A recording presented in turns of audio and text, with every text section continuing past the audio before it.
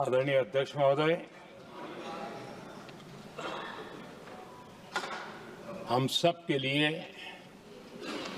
और सभी देशवासियों के लिए इतना ही नहीं, विश्व के लोकतंत्र प्रेमी नागरिकों के लिए भी हमारे लिए ये बहुत ही गौरव का पल है। बड़े गर्व के साथ लोकतंत्र के उत्सव को मनाने का ये अवसर है।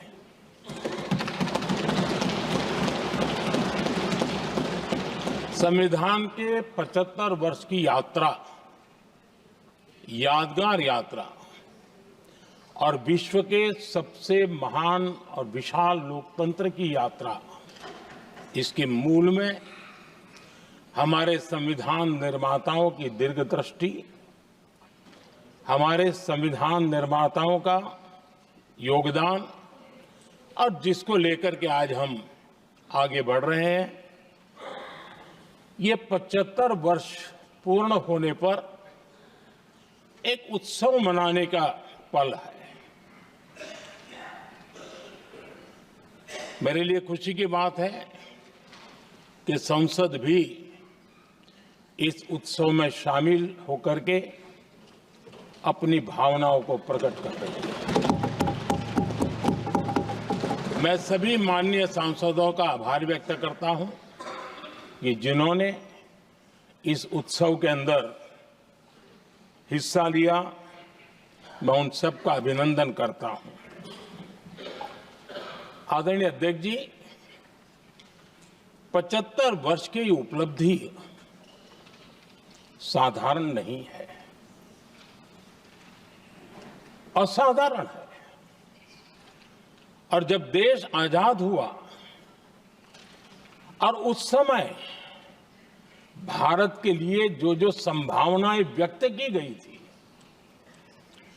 उन सभी संभावनाओं को निरस्त करते हुए, परास्त करते हुए भारत का संविधान हमें यहां तक ले आया है। और इसलिए इस महान उपलब्धि के लिए संविधान निर्माताओं के साथ साथ मैं देश के कोटि कोटि नागरिकों का आदरपूर्वक नमन करता हूं, जिन्होंने इस भावना को, इस नई व्यवस्था को जी करके दिखाया है। संविधान निर्माताओं की जो भावनाएं थी, उसको जीने में पिछले 75 साल भारत का नागरिक हर कसौटी पर खरा उतरा है। और इसलिए भारत का नागरिक सर्वाधिक अभिनंदन का अधिकारी है। आदरणीय सभापति जी, संविधान निर्माता इस बात में बहुत सजग थे। वो ये नहीं मानते थे कि भारत का जन्म 1947 में हुआ है। वो ये नहीं मानते थे कि भारत में लोकतंत्र 1950 से आ रहा है। वे मानते थे यहां की महान परंपरा को, महान संस्कृति को, महान विरासत को, हजारों साल की उस यात्रा को, उसके प्रति वो सजग थे। उनको इस बात का पूरा भान था। आदरणीय सभापति जी, भारत का लोकतंत्र, भारत का गणतांत्रिक अतीत बहुत ही समृद्ध रहा है, विश्व के लिए प्रेरक रहा है। और तभी तो भारत आज मदर ऑफ डेमोक्रेसी के रूप में जाना जाता है। हम सिर्फ विशाल लोकतंत्र है इतना नहीं, हम लोकतंत्र की जननी है। आदरणीय सभापति जी, मैं जब ये कह रहा हूं तो मैं 3 महापुरुषों के कोट इस सदन के सामने प्रस्तुत करना चाहता हूं। राजर्षि पुरुषोत्तम दास टंडन जी, मैं संविधान सभा के अंदर हुई चर्चा का उल्लेख कर रहा हूं। उन्होंने कहा था, सदियों के बाद हमारे देश में एक बार फिर ऐसी बैठक बुलाई गई है, यह हमारे मन में अपने गौरवशाली अतीत की याद दिलाती है, जब हम स्वतंत्र हुआ करते थे, जब सभाएं आयोजित की जाती थी, जिसमें विद्वान लोग देश के महत्वपूर्ण मामलों पर चर्चा करने के लिए मिला करते थे। दूसरा कोट मैं पढ़ रहा हूं डॉक्टर राधाकृष्णन जी का। वे भी इस संविधान सभा के सदस्य थे। उन्होंने कहा था, इस महान राष्ट्र के लिए गणतांत्रिक व्यवस्था नई नहीं है। हमारे यहां ये इतिहास के शुरुआत से ही है। और तीसरा कोट मैं बाबा साहब आम्बेडकर का कह रहा हूं। बाबा साहब आम्बेडकर जी ने कहा था, ऐसा नहीं है कि भारत को पता नहीं था कि लोकतंत्र क्या होता है। एक समय था जब भारत में कई गणतंत्र हुआ करते थे। आदरणीय सभापति जी, हमारे संविधान के निर्माण की प्रक्रिया में हमारी देश की नारी शक्ति ने संविधान को सशक्त करने में बहुत बड़ी भूमिका निभाई थी। संविधान सभा में 15 माननीय महिला सदस्य थी और सक्रिय सदस्य थी। मौलिक चिंतन के आधार पर उन्होंने संविधान सभा की डिबेट को समृद्ध किया था। और वे सभी बहनें अलग अलग बैकग्राउंड थी, अलग अलग क्षेत्र की थी। और संविधान में उन्होंने जो जो सुझाव दिए, उन सुझावों का संविधान के निर्माण पर बहुत बड़ा प्रभाव रहा था। और हमारे लिए गर्व की बात है कि दुनिया के कई देश आजाद भी हुए, संविधान भी बने, लोकतंत्र भी चला, लेकिन महिलाओं को अधिकार देने में दशकों बीत गए थे। लेकिन हमारे यहां शुरुआत से ही महिलाओं को वोट का अधिकार संविधान में दिया गया। आदरणीय सभापति जी, जब G20 समिट हुई, उसी भावना को आगे बढ़ाते हुए, क्योंकि संविधान की भावना को लेकर के हम सब जीने वाले लोग हैं, हमने G20 की अध्यक्षता के दरमियान विश्व के सामने विमेन लेड डेवलपमेंट का विचार रखा।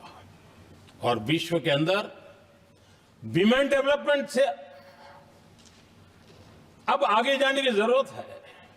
और इसलिए हमने विमेन लेड डेवलपमेंट की चर्चा को अंजाम दिया। इतना ही नहीं, हम सभी सांसदों ने मिलकर के एक स्वर से नारी शक्ति बंधन अधिनियम पारित करके हमारी महिला शक्ति को भारतीय लोकतंत्र में उनकी भागीदारी सुनिश्चित करने के लिए हम लोगों ने कदम उठाए।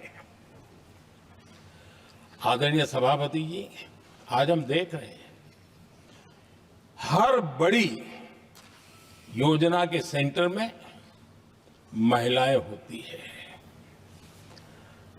और ये जब संविधान के हम 75 वर्ष मना रहे हैं, ये संयोग है और अच्छा संयोग है कि भारत के राष्ट्रपति के पद पर एक आदिवासी महिला ये हमारे संविधान की भावना की एक अभिव्यक्ति भी है।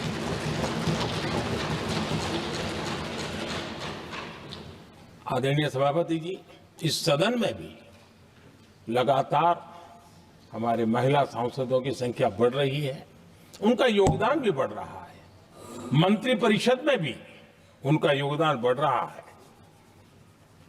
आज सामाजिक क्षेत्र हो, राजनीतिक क्षेत्र हो, शिक्षा का क्षेत्र हो, खेलकूद का क्षेत्र हो, क्रिएटिव वर्ल्ड की दुनिया हो, जीवन के हर क्षेत्र में महिलाओं का योगदान, महिलाओं का प्रतिनिधित्व देश के लिए गौरव दिलाने वाला रहा है। विज्ञान के क्षेत्र में, खास करके स्पेस टेक्नोलॉजी में उनके योगदान की सराहना हर हिंदुस्तानी बड़े गर्व के साथ कर रहा है। और इन सब की सबसे बड़ी प्रेरणा हमारा संविधान है। आदरणीय सभापति जी, हमारा देश बहुत तेज गति से विकास कर रहा है। भारत बहुत ही जल्द विश्व की तीसरी बड़ी आर्थिक शक्ति बनने की दिशा में बहुत मजबूत कदम रख रहा है। और इतना ही नहीं, ये 140 करोड़ देशवासियों का संकल्प है कि जब हम आजादी की शताब्दी मनाएंगे, हम इस देश को विकसित भारत बना करके रहेंगे। ये हर भारतीय का संकल्प है, ये हर भारतीय का सपना है। लेकिन इस संकल्प से सिद्धि के लिए सबसे बड़ी आवश्यकता है, वो है भारत की एकता। हमारा संविधान भी भारत की एकता का आधार है। हमारे संविधान के निर्माण कार्य में इस देश के बड़े बड़े दिग्गज थे, स्वतंत्रता सेनानी थे, साहित्यकार थे, विवेचक थे, सामाजिक कार्यकर्ता थे, शिक्षाविद थे, कई फील्ड के प्रोफेशनल्स थे, मजदूर नेता थे, किसान नेता थे, समाज के हर वर्ग का प्रतिनिधित्व था और सबके सब भारत की एकता के प्रति बहुत ही संवेदनशील थे।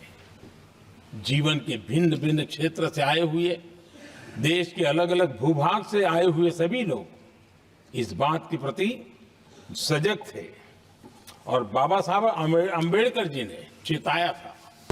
मैं बाबा साहब का कोट पढ़ रहा हूं।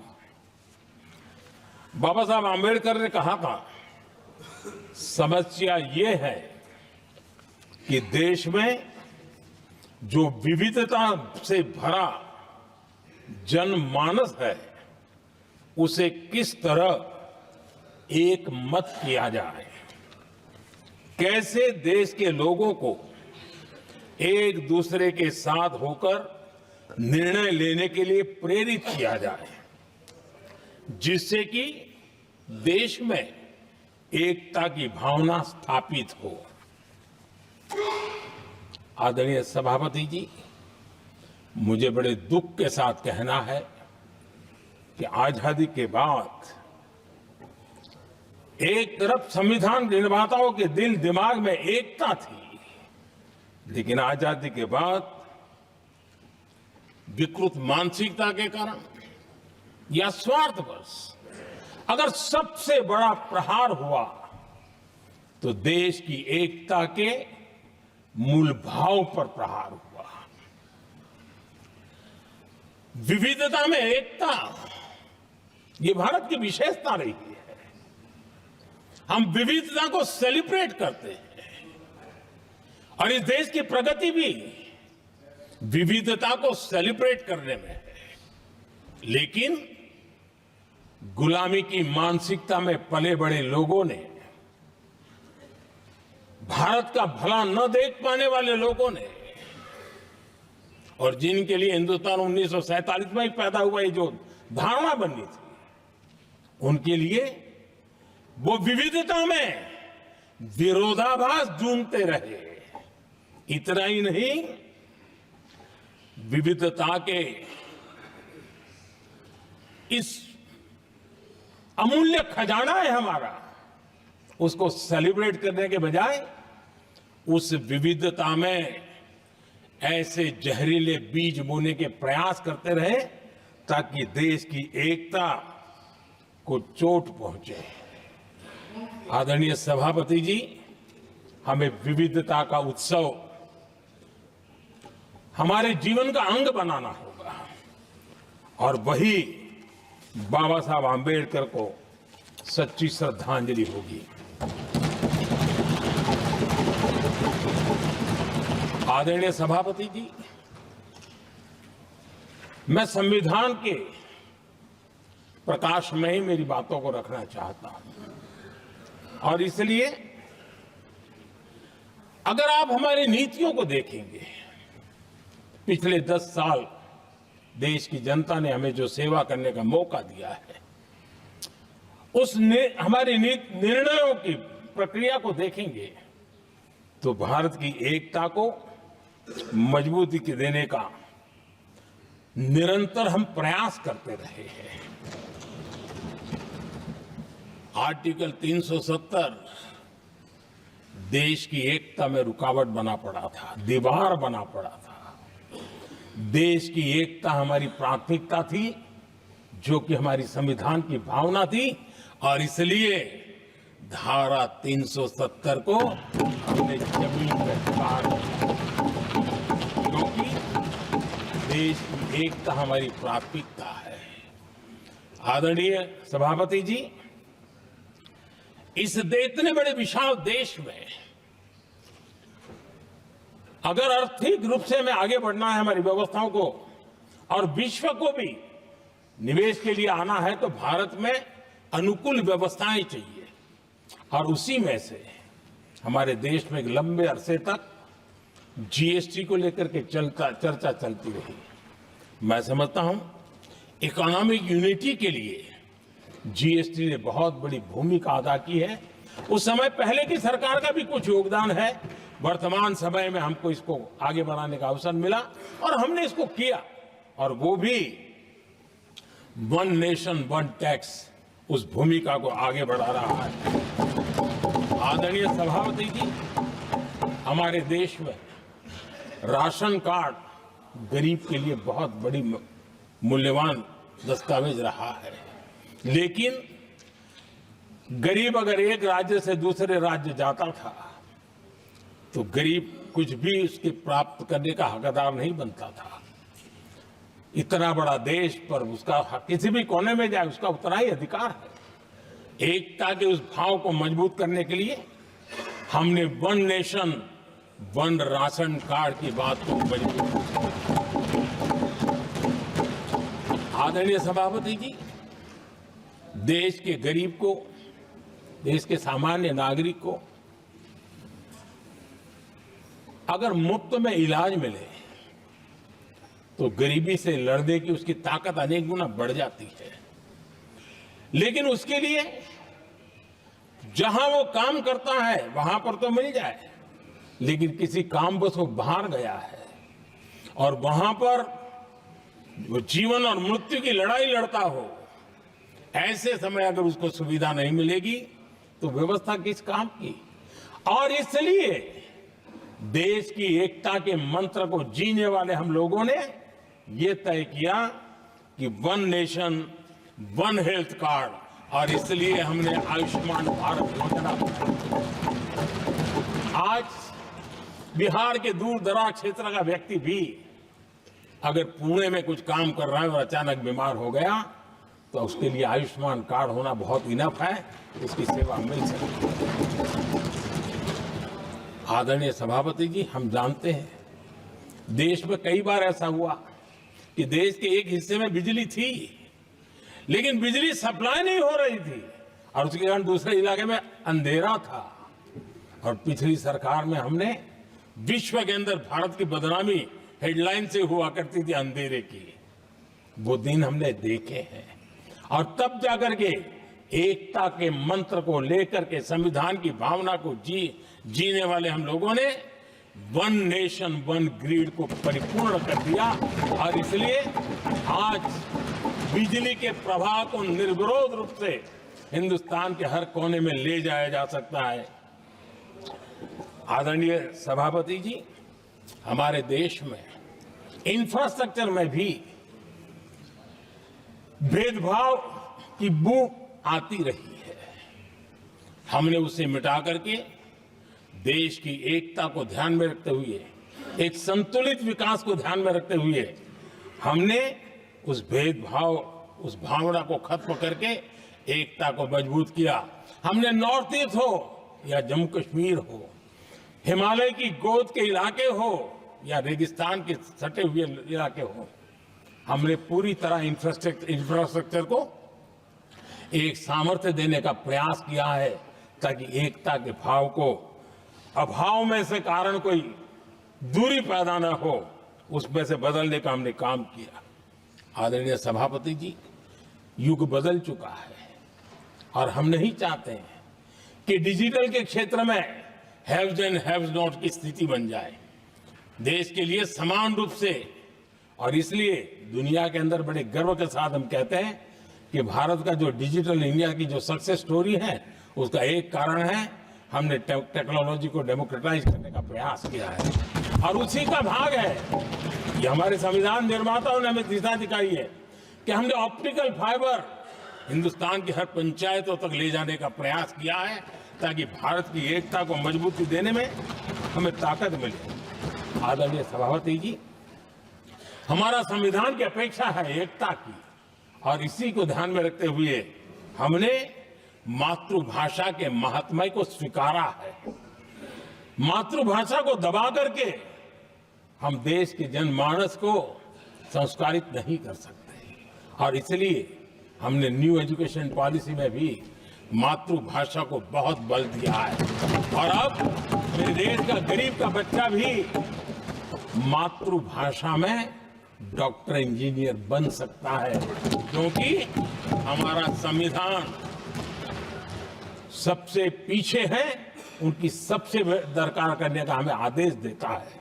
इतना ही नहीं, हमने क्लासिकल लैंग्वेज की दिशा में भी कई लैंग्वेजेस जो जिनका हक बनता था उनको हमने उस स्थान पर रख करके हमने उनका सम्मान किया था। देश भर में एक भारत श्रेष्ठ भारत का अभियान देश के एकता को मजबूत और नई पीढ़ी को वो संस्कारित करने का काम हमारी तरफ से चल रहा है।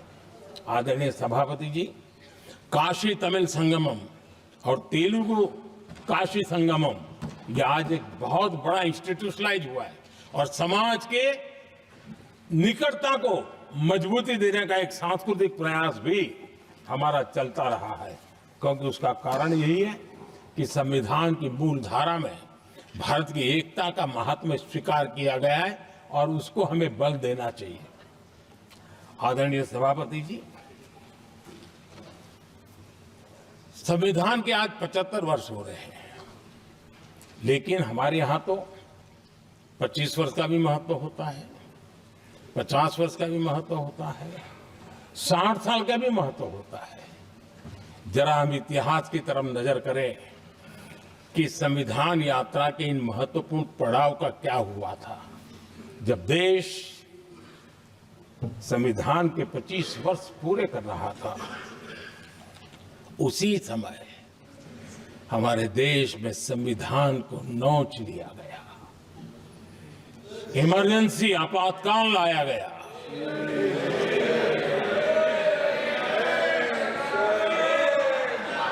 संवैधानिक व्यवस्थाओं को समाप्त कर दिया गया, देश को जेल खाना बना दिया गया, नागरिकों के अधिकारों को लूट लिया गया, प्रेस की स्वतंत्रता को ताले लगा दिए गए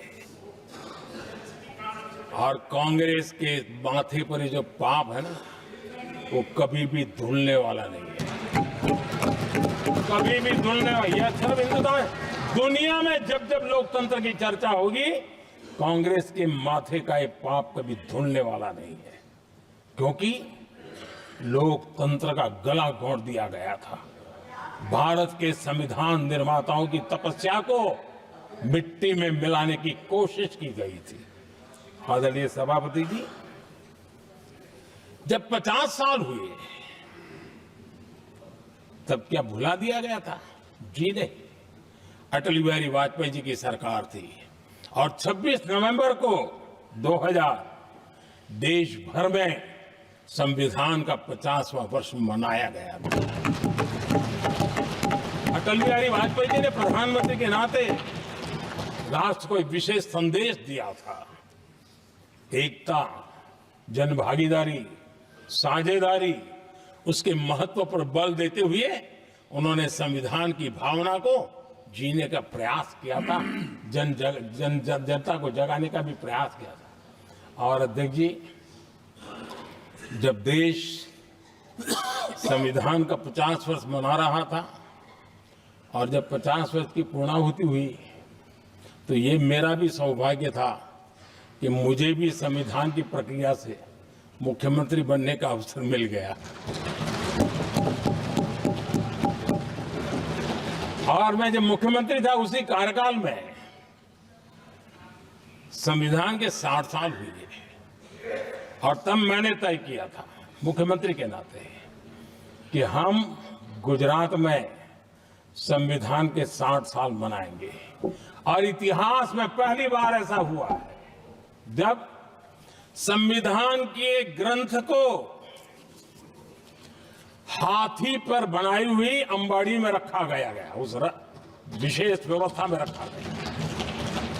हाथी पर संविधान की यात्रा निकल, संविधान गौरव यात्रा निकाली गई और राज्य का मुख्यमंत्री उस संविधान के नीचे हाथी के बगल में पैदल चल रहा था और देश को संविधान का महत्व समझाने का सांकेतिक प्रयास कर रहा था। ये सौभाग्य भी मुझे प्राप्त हुआ था क्योंकि हमारे लिए संविधान का महत्व क्या है।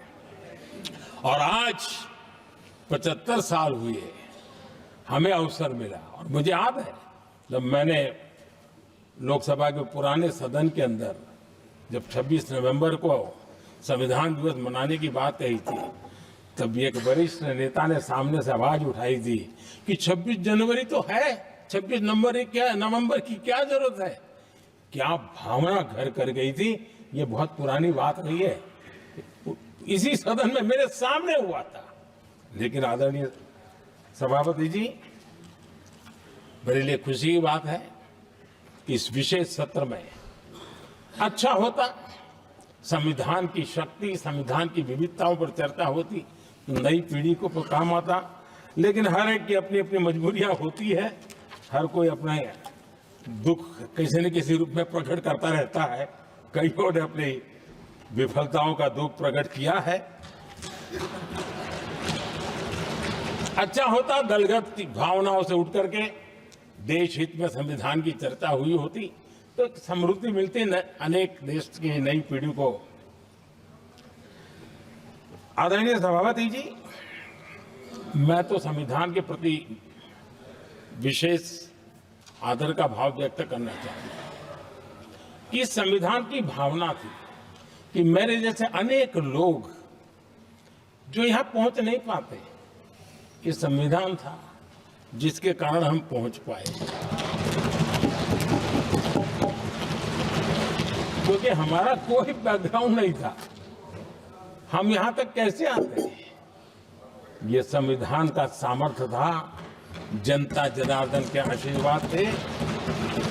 इतना बड़ा दायित्व, और मेरे जैसे बहुत लोग यहाँ भी जिनका ऐसा कोई बैकग्राउंड नहीं है, यही एक सामान्य परिवार से आए हैं और आज संविधान ने हमें यहाँ तक पहुँचाया है। और ये भी कितना बड़ा सौभाग्य है कि हमें देश ने इतना स्नेह दिया, एक बार नहीं, दो बार नहीं, 3 बार। ये हमारे संविधान के बिना संभव नहीं था। आदरणीय सभापति जी,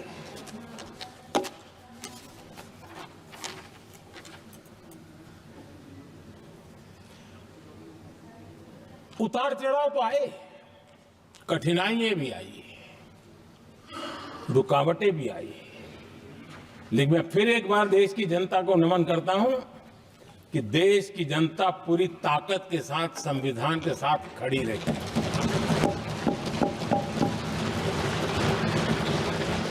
आदरणीय सभापति जी, मैं आज यहां किसी की व्यक्तिगत आलोचना करना नहीं चाहता हूं, लेकिन तथ्यों को देश के सामने रखना जरूरी है और इसलिए मैं तथ्यों को रखना चाहता हूं।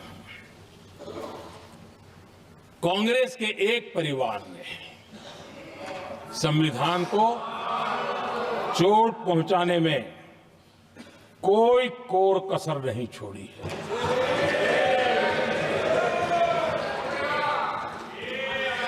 और मैं इसलिए एक परिवार का उल्लेख करता हूं कि 75 साल की हमारी यात्रा में 55 साल एक ही परिवार ने राज किया है। इसलिए देश को क्या क्या हुआ है ये जानने का अधिकार है और इस परिवार के कुविचार, कुरीति, कुनीति, इसकी परंपरा निरंतर चल रही है।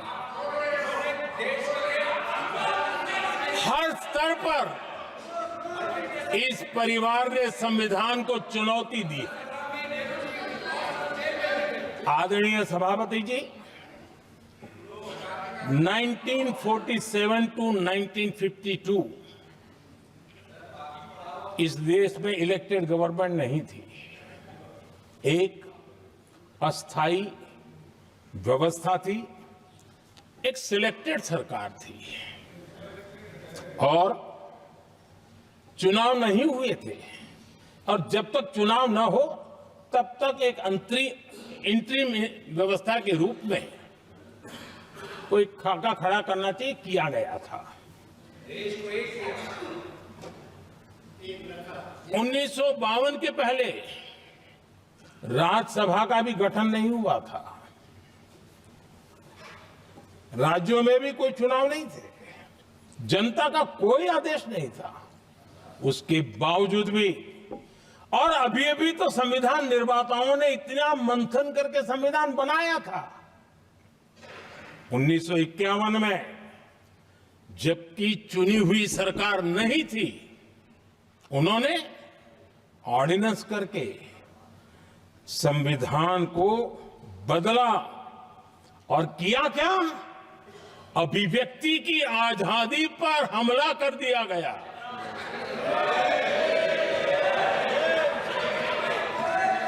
और ये संविधान निर्माताओं का भी अपमान था, क्योंकि ऐसी बातें कोई संविधान सभा में नहीं आई होगी, ऐसा नहीं है, लेकिन वहां उनकी चली नहीं।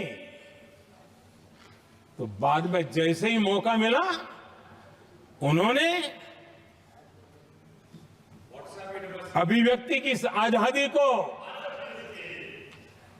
उस पर उन्होंने हथौड़ा मार दिया। और ये संविधान निर्माताओं का घोर अपमान है। अपने मन की चीजें जो संविधान सभा के अंदर नहीं करवा पाए, उन्होंने पिछले दरवाजे से किया, और वो भी चुनी हुई सरकार के वो प्रधानमंत्री नहीं थे, उन्होंने पाप किया था। इतना ही नहीं, आदरणीय सभापति जी, उसी दौरान उस समय के प्रधानमंत्री पंडित नेहरू जी ने मुख्यमंत्रियों को एक चिट्ठी लिखी थी। उस चिट्ठी में उन्होंने लिखा था, नेहरू जी लिखते हैं, अगर संविधान हमारे, आगे नेहरू जी लिखते हैं, अगर संविधान हमारे रास्ते के बीच में आ जाए, ये नेहरू जी लिख रहे हैं, अगर संविधान हमारे रास्ते के बीच में आ जाए, आगे नेहरू जी कह रहे हैं, तो हर हाल में संविधान में परिवर्तन करना चाहिए। ये नेहरू जी ने मुख्यमंत्रियों को चिट्ठी लिखी।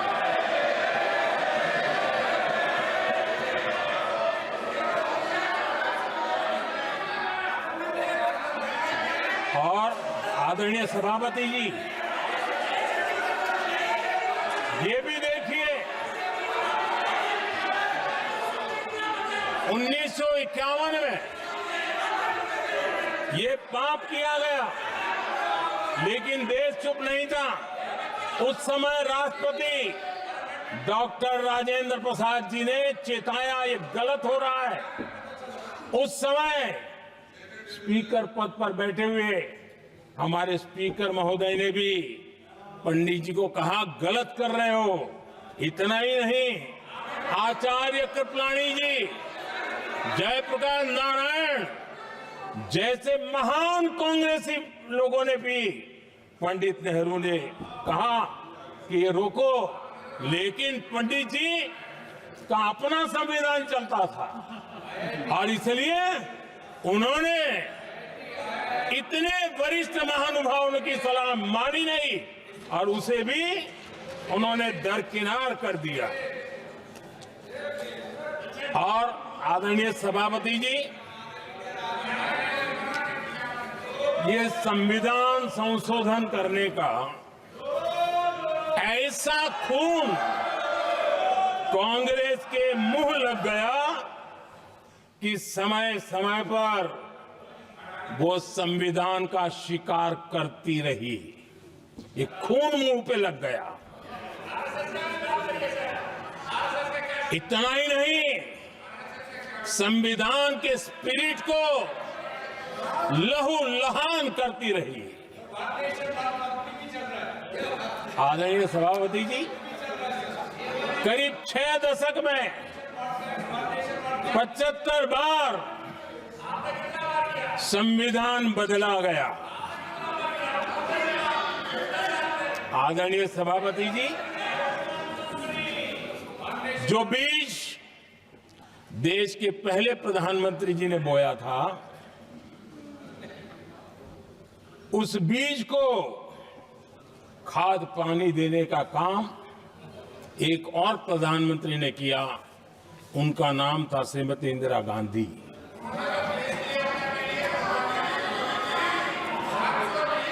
जो पाप पहले प्रधानमंत्री करके गए और जो खून लग गया था 1971 में, सुप्रीम कोर्ट का एक फैसला आया था। उस सुप्रीम कोर्ट के फैसले को संविधान बदल करके पलट दिया गया और 71 में ये संविधान संशोधन किया गया था। और क्या था, उन्होंने हमारे देश की अदालत के पंख काट दिए थे और यहां पर तो किया था कि संसद संविधान के किसी भी आर्टिकल में जो मर्जी पड़े वो कर सकती है और अदालत उसकी तरफ देख भी नहीं सकती है। अदालत के सारे अधिकारों को छीन लिया गया था। ये पाप 1971 में उस समय की प्रधानमंत्री श्रीमती इंदिरा गांधी ने किया था।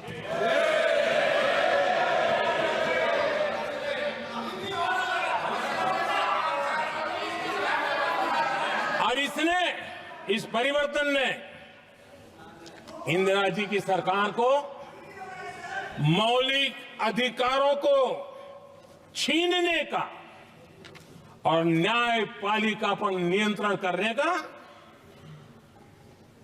अधिकार दिया, सक्षम बना दिया था। आदरणीय सभापति जी, खून मुंह पे लग गया था, कोई रोकने वाला था नहीं। और इसलिए जब इंदिरा जी के चुनाव को गैर रीति के कारण, असंवैधानिक तरीके से चुनाव लड़ने के कारण अदालत ने उनके चुनाव को खारिज कर दिया और उनको एमपी पद छोड़ने की नौबत आई तो उन्होंने गुस्से में आकर के देश पर इमरजेंसी थोप दी, आपातकाल लगा दिया अपनी कुर्सी बचाने के लिए। और उसके बाद इतना ही नहीं, उन्होंने इमरजेंसी तो लगाई, संविधान का दुरुपयोग तो किया ही किया, भारत के लोकतंत्र का गला तो घोंट ही दिया। लेकिन 1975 में 39वां संशोधन किया और उसमें उन्होंने क्या किया, राष्ट्रपति, उपराष्ट्रपति, प्रधानमंत्री, अध्यक्ष, इनके चुनाव के खिलाफ कोई कोर्ट में जा ही नहीं सकता है, ऐसा उन्होंने, और वो भी रिट्रोस्पेक्टिव किया, आगे के लिए नहीं, पीछे का भी, अपने पापों का भी उन्होंने। और आदरणीय सभापति जी, मैं संविधान की बात कर रहा हूं, मैं संविधान के आगे पीछे कुछ नहीं बोल रहा हूं।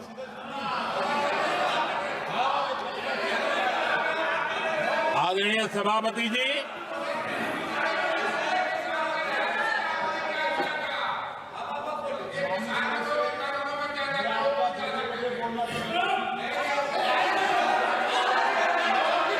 आदरणीय सभापति जी, इमरजेंसी में लोगों के अधिकार छीन लिए गए, देश के हजारों लोगों को जेलों में ठूंस दिया गया, न्यायपालिका का गला घोंट दिया गया, अखबारों की स्वतंत्रता पर ताले लगा दिए गए। इतना ही नहीं, कमिटेड जुडिशरी, इस विचार को उन्होंने पूरी ताकत दी। और इतना ही नहीं, जिस जस्टिस एच.आर. खन्ना ने उनके चुनाव में उनको खिलाफ जो जजमेंट दिया था, वो इतना गुस्सा भरा था कि जब जस्टिस एच.आर. खन्ना, जो सीनियरिटी के आधार पर सुप्रीम कोर्ट के चीफ जस्टिस बनने थे, जिन्होंने संविधान के सम्मान करते हुए उस पीरियड से इंदिरा जी को सजा दी थी, उन्होंने मुख्य न्यायाधीश नहीं बनने दिया। ये संविधान और अलोकतांत्रिक प्रक्रिया रही।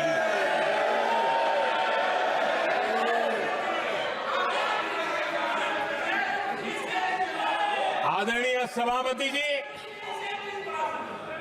यहां भी ऐसे कई दल बैठे हैं जिनके मुखिया भी सारे जेल में हुआ करते थे। ये इनकी मजबूरी है कि वहां जाके बैठे हैं, उनको भी जेलों में ठूस दिया गया था। आदरणीय सभापति जी, देश पर जुल्म तांडव चल रहा था, निर्दोष लोगों को जेलों में ठूस दिया जाता था, लाठियां बरताई जाती थी, कई लोग जेलों में मौत के शरण हो गए थे, और एक निर्दयी सरकार संविधान को चूर चूर करती रही थी। आदरणीय सभापति जी, ये परंपरा यहां नहीं रुकी। जो परंपरा नेहरू जी ने शुरू की थी, जिसको दूसरे प्रधानमंत्री जी इंदिरा जी ने आगे बढ़ाया, क्योंकि खून मुंह पे लग गया था, और इसलिए राजीव गांधी जी प्रधानमंत्री बने। उन्होंने संविधान को एक और गंभीर झटका दे दिया। सबको समानता, सबको समानता, सबको न्याय, उस भावना को चोट पहुंचाई। आदरणीय सभापति जी, आपको मालूम है, सुप्रीम कोर्ट ने शाहबानो का जजमेंट दिया था। एक भारत की महिला को न्याय देने का काम संविधान की मर्यादा और स्पिरिट के आधार पर देश की सुप्रीम कोर्ट ने दिया था। एक वृद्ध महिला को उसका हक मिला था सुप्रीम कोर्ट से, लेकिन उस समय के प्रधानमंत्री राजीव गांधी ने शाह बानो की उस भावना को, सुप्रीम कोर्ट की उस भावना को नकार दिया और उन्होंने वोट बैंक की राजनीति के खातिर संविधान की भावना को बलि चढ़ा दिया और कट्टरपंथियों के सामने सर झुकाने का काम कर दिया। उन्होंने न्याय के लिए तड़प रही एक वृद्ध महिला को साथ देने के बजाय उन्होंने कट्टरपंथियों का साथ दिया। संसद में कानून बना करके सुप्रीम कोर्ट के निर्णय को फिर एक बार पलट दिया गया। आदरणीय सभापति जी, बात वहां से नहीं अटकी है। नेहरू जी ने शुरू किया, इंदिरा जी ने आगे बढ़ाया और राजीव जी ने भी उसको ताकत दी, खाद पानी देने का काम किया। क्यों? संविधान के साथ खिलवाड़ करने का लहू उनके मुंह लग गया। आदरणीय सभापति जी, अगली पीढ़ी भी इसी खिलवाड़ में जुड़ी पड़ी है। एक किताब को मैं कोट कर रहा हूं। उस किताब में जो लिखा गया है और उसमें प्रधानमंत्री उस समय के मेरे पहले जो प्रधानमंत्री थे उनको कोट किया है। उन्होंने कहा है, मुझे यह स्वीकार करना होगा कि पार्टी अध्यक्ष सत्ता का केंद्र है। ये मनमोहन सिंह जी ने कहा है, जो एक किताब में लिखा गया है। मुझे यह स्वीकार करना होगा कि पार्टी अध्यक्ष सत्ता का केंद्र है। सरकार पार्टी के प्रति जवाबदेह है। इतिहास में पहली बार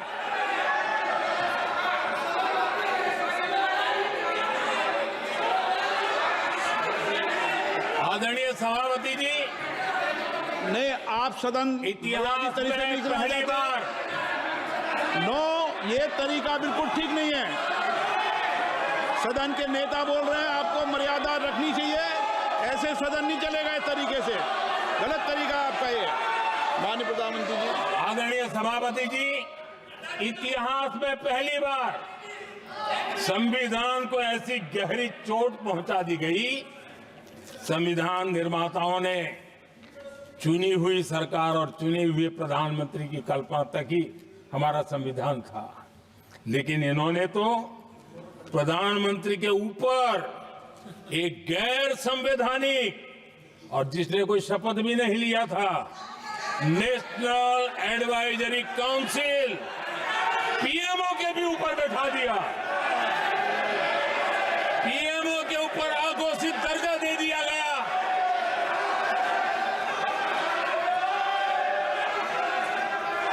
आदरणीय सभापति जी, इतना ही नहीं, और एक पीढ़ी आगे चले और उस पीढ़ी ने क्या किया? भारत के संविधान के तहत देश की जनता जनार्दन सरकार चुनती है और वो सरकार का मुखिया कैबिनेट बनाता है। ये संविधान के तहत है। इस कैबिनेट ने जो निर्णय किया, संविधान का अपमान करने वाले अहंकार से भरे लोगों ने पत्रकारों के सामने कैबिनेट के निर्णय को फाड़ दिया। संविधान को हर मौके पर संविधान के साथ खिलवाड़ करना, संविधान को न मानना, ये जिनकी आदत हो गई थी। और दुर्भाग्य देखिए, एक अहंकारी व्यक्ति कैबिनेट के निर्णय को फाड़ दे और कैबिनेट अपना फैसला बदल दे। ये कौन सी व्यवस्था है? आदरणीय सभापति जी, मैं जो कुछ भी कह रहा हूं वो संविधान के साथ क्या हुआ उसी की बात कर रहा हूं। उस समय करने वाले पात्रों को लेकर किसी को परेशानी होती होगी, लेकिन बात संविधान की है। मेरे मन के और मेरे विचारों को मैं अभिव्यक्त नहीं कर रहा हूं।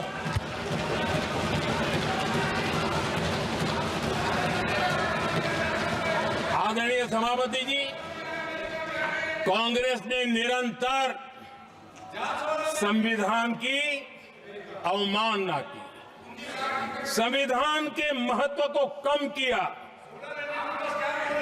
कांग्रेस इसके अनेक उदाहरणों से भरा पड़ा हुआ है। संविधान के साथ धोखेबाजी कैसे करते थे, संवैधानिक संस्थाओं को कैसे नहीं मानते थे, इस देश में बहुत कम लोगों को मालूम होगा। 370 की तो पता है सबको, 35A का पता बहुत कम है। संसद में आए बिना, जबकि संसद में आना पड़ता, संसद को ही अस्वीकार कर दिया गया। भारत के संविधान का अगर कोई पहला पुत्र है तो ये संसद है, उसको भी उन्होंने गला घोटने का काम किया। 35A जो संसद में लाए बिना उन्होंने देश पर थोप दिया, और अगर 35A न होता तो जम्मू कश्मीर में जो हालत पैदा हुई वो हालत पैदा न हुई होती। राष्ट्रपति के आदेश पर यह काम किया गया और देश की संसद को अंधेरे में रखा गया। आदरणीय सभापति, ये संसद का अधिकार था, कोई अपनी मनमानी से नहीं कर सकता था, लेकिन और उनके पास बहुमत था, कर सकते थे, लेकिन वो नहीं किया क्योंकि पेट में पाप था, देश की जनता से छुपाना चाहते थे। आदरणीय सभापति जी, इतना ही नहीं, बाबा साहब आंबेडकर जिनके प्रति आज सम्मान का भाव सब कोई अनुभव कर रहा है, और हम लोगों के लिए तो बहुत विशेष है, क्योंकि हम लोगों के लिए तो जीवन में बहुत बड़ी जो कुछ भी रास्ते मिले ना वहीं से मिले हैं। आदरणीय सभापति जी,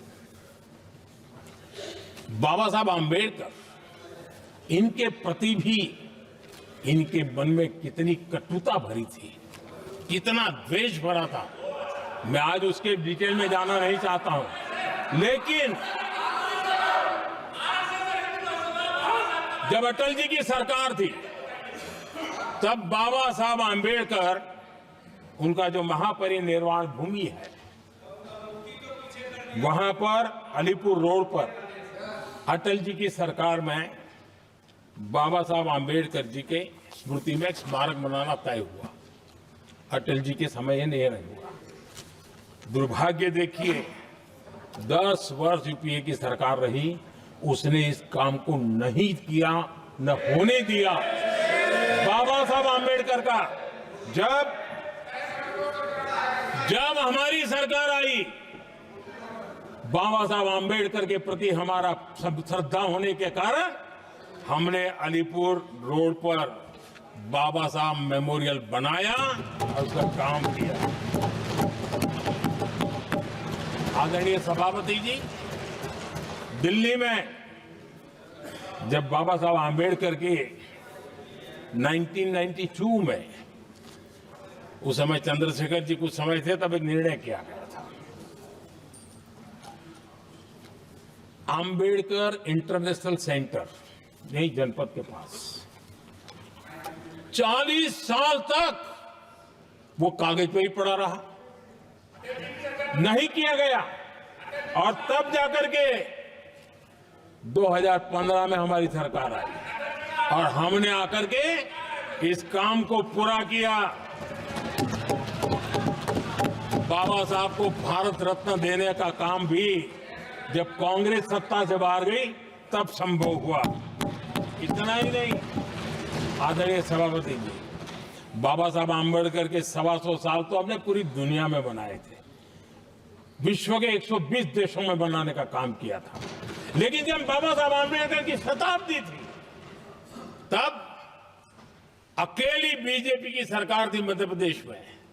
सुंदरलाल जी पटवा हमारे मुख्यमंत्री जी थे और महू में जहां बाबा साहब आम्बेडकर जी का जन्म हुआ था उसको एक स्मारक के रूप में पुनर्निर्माण करने का काम सुंदरलाल पटवा जी जब मुख्यमंत्री थे तब मध्य प्रदेश में हुआ था।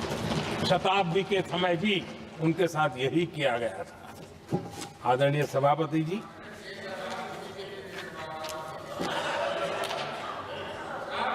हमारे देश में बाबा साहब आम्बेडकर एक दीर्घदृष्टा थे। समाज के दबे कुचले लोगों को मुख्य धारा में लाने के लिए वो प्रतिबद्ध थे और एक लंबे सोच के साथ भारत को अगर विकसित होना है तो भारत का कोई अंग दुर्बल नहीं रहना चाहिए, ये चिंता बाबा साहब को सताती थी और तब जाकर के हमारे देश में आरक्षण की व्यवस्था बनी। लेकिन वोट बैंक की राजनीति में छुपे हुए लोगों ने, डूबे हुए लोगों ने धर्म के आधार पर, तुष्टीकरण के नाम पर आरक्षण के अंदर कुछ न कुछ नुक्सेदनी करने का प्रयास किया और इसका सबसे बड़ा नुकसान एससी, एसटी और ओबीसी समाज को हुआ है। आदरणीय सभापति जी, आरक्षण की कथा बहुत लंबी है। नेहरू जी से लेकर के राजीव गांधी तक कांग्रेस के प्रधानमंत्रियों ने आरक्षण का घोर विरोध किया है। हिस्ट्री कह रही है आरक्षण के विरोध में लंबी लंबी चिट्ठियां स्वयं नेहरू जी ने लिखी है, मुख्यमंत्रियों को लिखी है। इतना ही नहीं, सदन में आरक्षण के खिलाफ लंबे लंबे भाषण इन लोगों ने किए हैं। बाबा साहब आम्बेडकर समता के लिए और भारत में संतुलित विकास के लिए आरक्षण की लेकर के आए, उन्होंने उसके खिलाफ भी झंडा ऊंचा किया हुआ था। दशकों तक मंडल कमीशन के रिपोर्ट को डिब्बे में डाल दिया था। जब कांग्रेस को देश ने हटाया, जब कांग्रेस गई, तब जाकर के ओबीसी को आरक्षण मिला, तब तक ओबीसी को आरक्षण नहीं मिला। ये कांग्रेस का पाप है। अगर उस समय मिला होता तो आज देश के अनेक पदों पर ओबीसी समाज के लोग भी देश की सेवा करते, लेकिन नहीं करने दिया, नहीं होने दिया। ये पाप इन्होंने किया था। आदरणीय सभापति जी, जब हमारे यहां संविधान का निर्माण चल रहा था, तब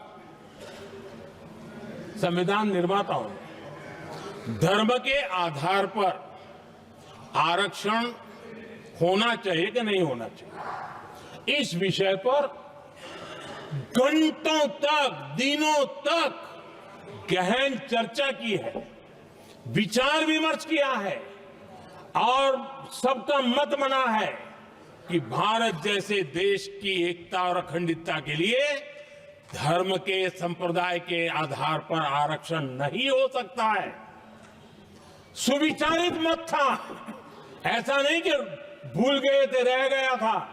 सोच विचार कर तय किया गया था कि भारत की एकता और अखंडता के लिए संप्रदाय और धर्म के आधार पर यह नहीं होगा। लेकिन कांग्रेस ने सत्ता सुख के लिए, सत्ता भूख के लिए, अपनी वोट बैंक को खुश करने के लिए धर्म के आधार पर आरक्षण का नया खेल खेला है, जो संविधान की भावना के खिलाफ है। इतना ही नहीं, दे भी दिया कुछ जगह पे और सुप्रीम कोर्ट से झटके लग रहे हैं। और इसलिए अब दूसरे बहाने से बहाने बता रहे हैं, ये करेंगे वो करेंगे। मन में साफ है, धर्म के आधार पर आरक्षण देना चाहते हैं, इसलिए खेल खेले जा रहे हैं। संविधान निर्माताओं के भावनाओं पर गहरी चोट करने का ये निर्लज्ज प्रयास है। आदरणीय सभापति जी, आदरणीय सभापति जी,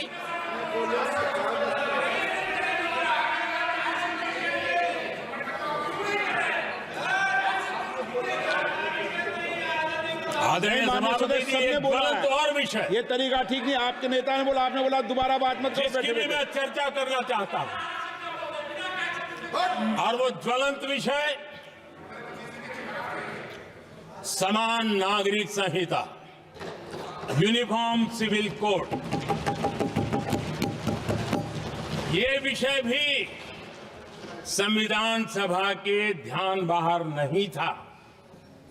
संविधान सभा ने यूनिफॉर्म सिविल कोड को लेकर के लंबी चर्चा की, गहन चर्चा की, और उन्होंने बहस के बाद निर्णय किया कि अच्छा होगा कि जो भी सरकार चुन करके आए वो उसका निर्णय करे और देश में यूनिफॉर्म सिविल कोड लागू करे। ये संविधान सभा का आदेश था। और बाबा साहब आंबेडकर ने कहा था, जो लोग संविधान को समझते नहीं है, देश को समझते नहीं है, सत्ता भूख सेवा कुछ पड़ा नहीं है, उनको पता नहीं है बाबा साहब ने क्या कहा था। बाबा साहब ने कहा था, धार्मिक आधार पर बने, ये मैं बाबा साहब की बात कर रहा हूं, इतना वीडियो कट करके घुमाना मत। आदरणीय सभापति जी, बाबा साहब ने कहा था, धार्मिक आधार पर बने पर्सनल लॉ को खत्म करने की बाबा साहब ने जोरदार वकालत की थी। उस समय के सदस्य के.एम.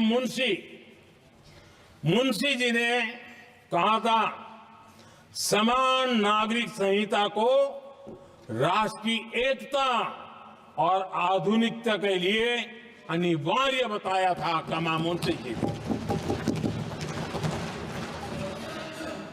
सुप्रीम कोर्ट ने भी कई बार कहा है कि देश में यूनिफॉर्म सिविल कोड जल्द से जल्द लाना चाहिए। सरकारों को आदेश दिए हैं सुप्रीम कोर्ट ने,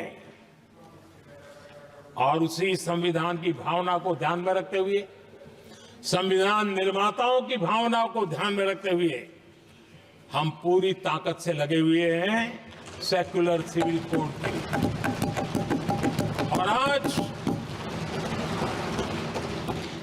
कांग्रेस के लोग संविधान निर्माताओं की भावना का भी, सुप्रीम कोर्ट की भावना का भी अनादर कर रहे हैं, क्योंकि उनकी राजनीति को सूट नहीं करता है। उनके लिए संविधान वो पवित्र ग्रंथ नहीं है, उनके लिए एक हथियार है राजनीति का। खेल खेलने का हथियार बना दिया। लोगों को डराने के लिए संविधान को हथियार बनाया जाता है। आदरणीय सभापति जी, और ये कांग्रेस पार्टी, उनको तो संविधान शब्द भी उनके मुंह में शोभा नहीं देता है। इसलिए जो अपनी पार्टी के संविधान को नहीं मानते हैं, जिन्होंने अपनी पार्टी के संविधान को कभी स्वीकार नहीं किया है, क्योंकि संविधान को स्वीकार करने के लिए एक लोकतांत्रिक स्पिरिट लगता है जो जिनकी रगों में नहीं है। सत्तावाद और परिवारवाद भरा पड़ा है। अब आप देखिए जो कैसी शुरुआती कितनी गड़बड़ हुई है। मैं कांग्रेस की बात कर रहा हूं। 12 कांग्रेस की प्रदेश की कमेटियों ने, 12 प्रदेश कमेटियों ने सरदार पटेल के नाम पर सहमति दी थी। नेहरू जी के साथ एक भी कमेटी नहीं थी, नॉट अ सिंगल। संविधान के तहत सरदार साहब ही देश के प्रधानमंत्री बनते हैं, लेकिन लोकतंत्र में श्रद्धा नहीं, खुद के संविधान पर विश्वास नहीं, खुद के ही संविधान को स्वीकारना नहीं और सरदार साहब देश के प्रधानमंत्री नहीं बन सके और ये बैठ गए। जो लोग अपनी पार्टी के संविधान को, जो लोग अपनी पार्टी के संविधान को नहीं मानते, वो कैसे देश के संविधान को स्वीकार कर सकते हैं?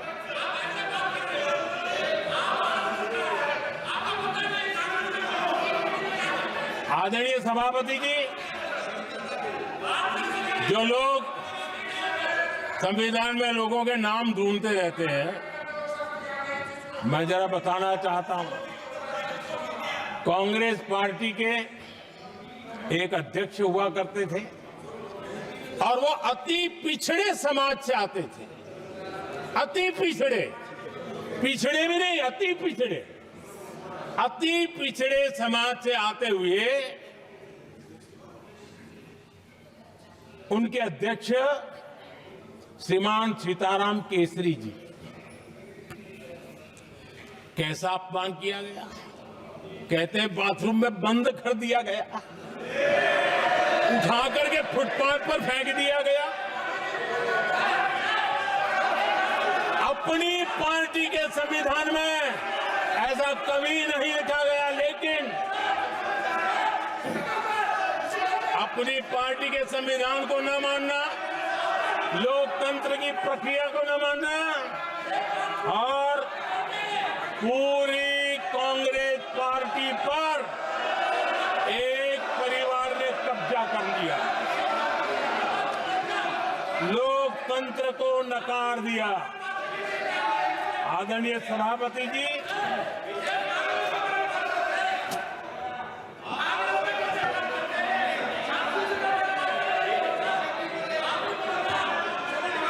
तो आपके सदस्यों ने क्या क्या बोला था ठीक नहीं है। आप जब सदन के नेता बोल रहे हैं तो सदन की मर्यादा को रखो, अच्छी परंपरा को बनाओ।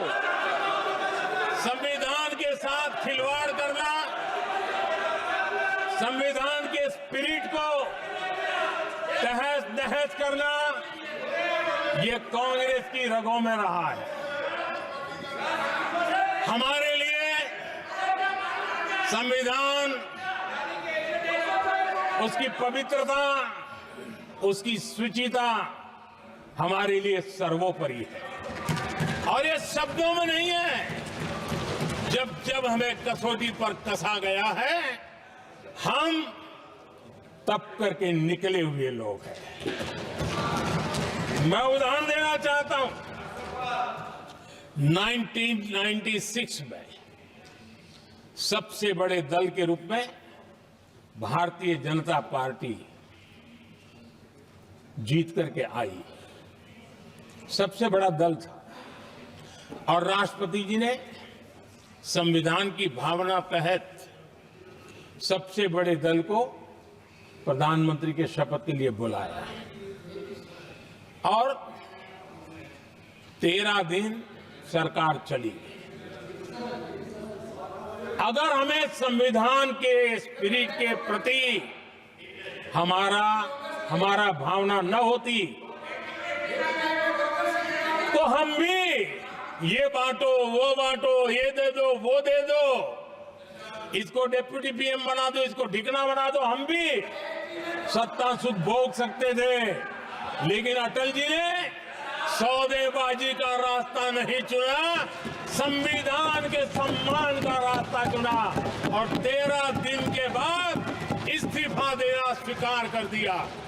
ये ऊंचाई है हमारी लोकतंत्र की। इतना ही नहीं, 1998 में एनडीए की सरकार थी, सरकार चल रही थी, लेकिन चला है। अटल जी की सरकार को स्थिर करने के लिए खेल चले गए, वोट हुआ, खरीद फरोख्त तब भी हो सकती थी, बाजार में माल तब भी बिकता था, लेकिन संविधान की भावना के प्रति समर्पित अटल बिहारी वाजपेयी जी की सरकार ने एक वोट से हारना पसंद किया, इस्तीफा दिया, लेकिन असंवैधानिक कोई कृत्य नहीं किया। ये हमारा इतिहास है, ये हमारे संस्कार है, ये हमारी परंपरा है। और दूसरी तरफ अदालत ने भी जिस पर थप्पा मार दिया,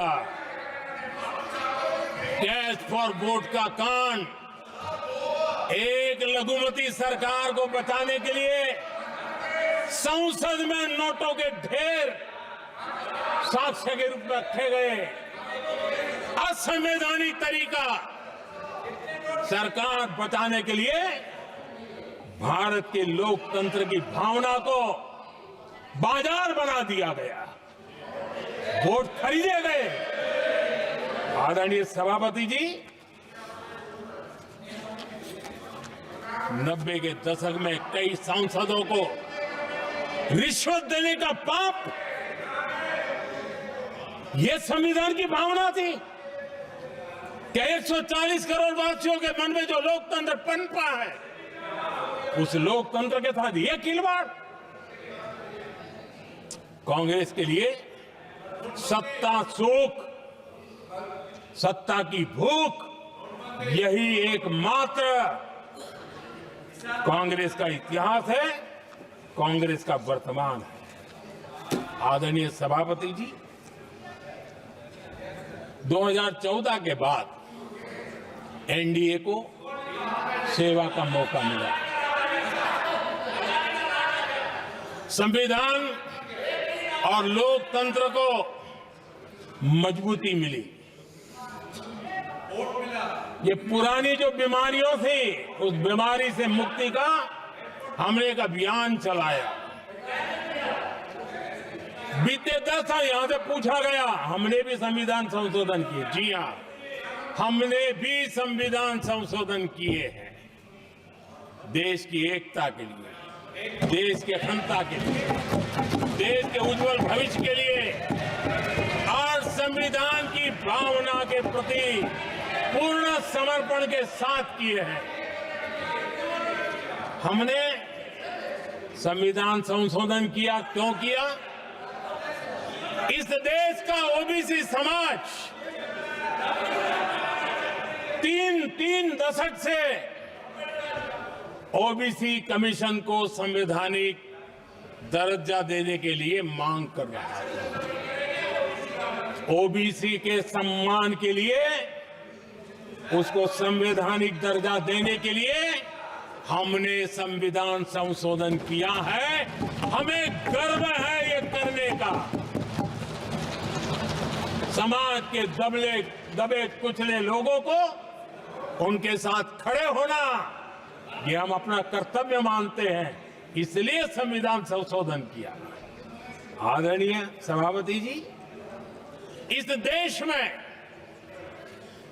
एक बहुत बड़ा वर्ग था, वो किसी भी जाति में क्यों न जन्मा हो, लेकिन गरीबी के कारण अवसरों को वो पा नहीं सकता था, आगे बढ़ नहीं सकता था। और इसलिए उसने असंतोष की ज्वाला भड़क रही थी और सबकी मांग रहती थी, कोई निर्णय नहीं करता था। हमने संविधान संशोधन किया, सामान्य जन के गरीब परिवार के 10% आरक्षण का किया और ये पहला आरक्षण का संशोधन था।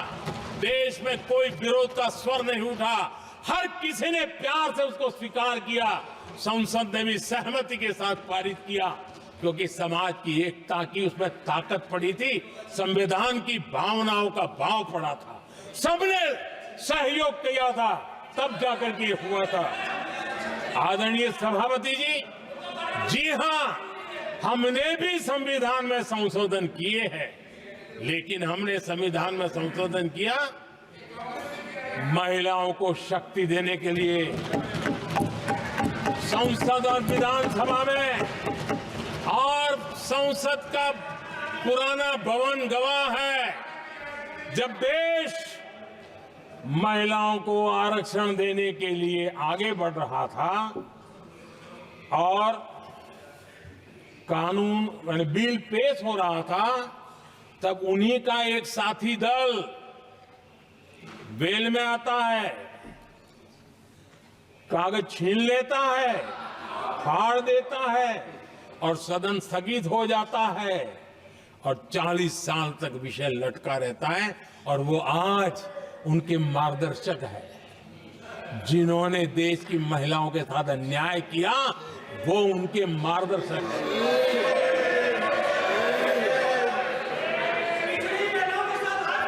आदरणीय सभापति जी, हमने संविधान संशोधन किया, हमने देश की एकता के लिए किया। बाबा साहब आंबेडकर का संविधान 370 की दीवार के कारण जम्मू कश्मीर की तरफ देख भी नहीं सकता था। हम चाहते थे बाबा साहब आंबेडकर का संविधान हिंदुस्तान के हर हिस्से में लगना चाहिए और इसलिए बाबा साहब को श्रद्धांजलि भी देनी थी, देश की एकता को मजबूत करना था। हमने संविधान संशोधन किया, डंके की चोट पर किया और 370 को हटाया। और भारत की सुप्रीम कोर्ट ने भी अब तो उसको मोहर लगा दी है। आदरणीय सभापति जी, हमने 370 का हटाने के लिए संशोधन किया। हमने ऐसे कानून भी बनाए। जब देश का विभाजन हुआ, महात्मा गांधी समेत देश के वरिष्ठ नेताओं ने सार्वजनिक रूप से कहा था कि पड़ोस के जो हमारे देश हैं, जहां जो माइनॉरिटीज है, वो जब भी संकट में आएगी तो उनकी चिंता ये देश करेगा। गांधी जी ने का वचन था, जो उनके नाम पर सत्ता पर चढ़ जाते थे उन्होंने तो पूरा नहीं किया। हमने सीएए ला करके उसको पूरा किया। वो कानून हमने लाया, हमने किया है और गर्व के साथ आज भी हम उसको ओन कर रहे हैं, मुंह नहीं छुपाते हैं, क्योंकि देश के संविधान की भावना के साथ मजबूती के साथ खड़े रहने का हमने काम किया। आदरणीय सभापति जी, हमने जो संविधान संशोधन किए हैं वो पुरानी गलतियों को ठीक करने के लिए किए और हमने एक उज्जवल भविष्य का रास्ता मजबूत करने के लिए किए हैं। और समय बताएगा, समय की कसौटी पर हम खरे उतरेंगे, क्योंकि वो सत्ता स्वार्थ के लिए किया गया पाप नहीं है, हमने देश हित में किया हुआ पुण्य है। और इसलिए हमें जो सवाल पूछते हैं आदरणीय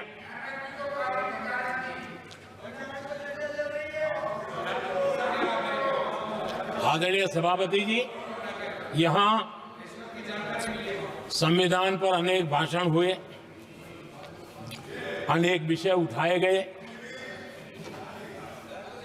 हर एक की अपनी मजबूरियां होगी, राजनीति कुछ न कुछ करने के लिए कुछ करते होंगे,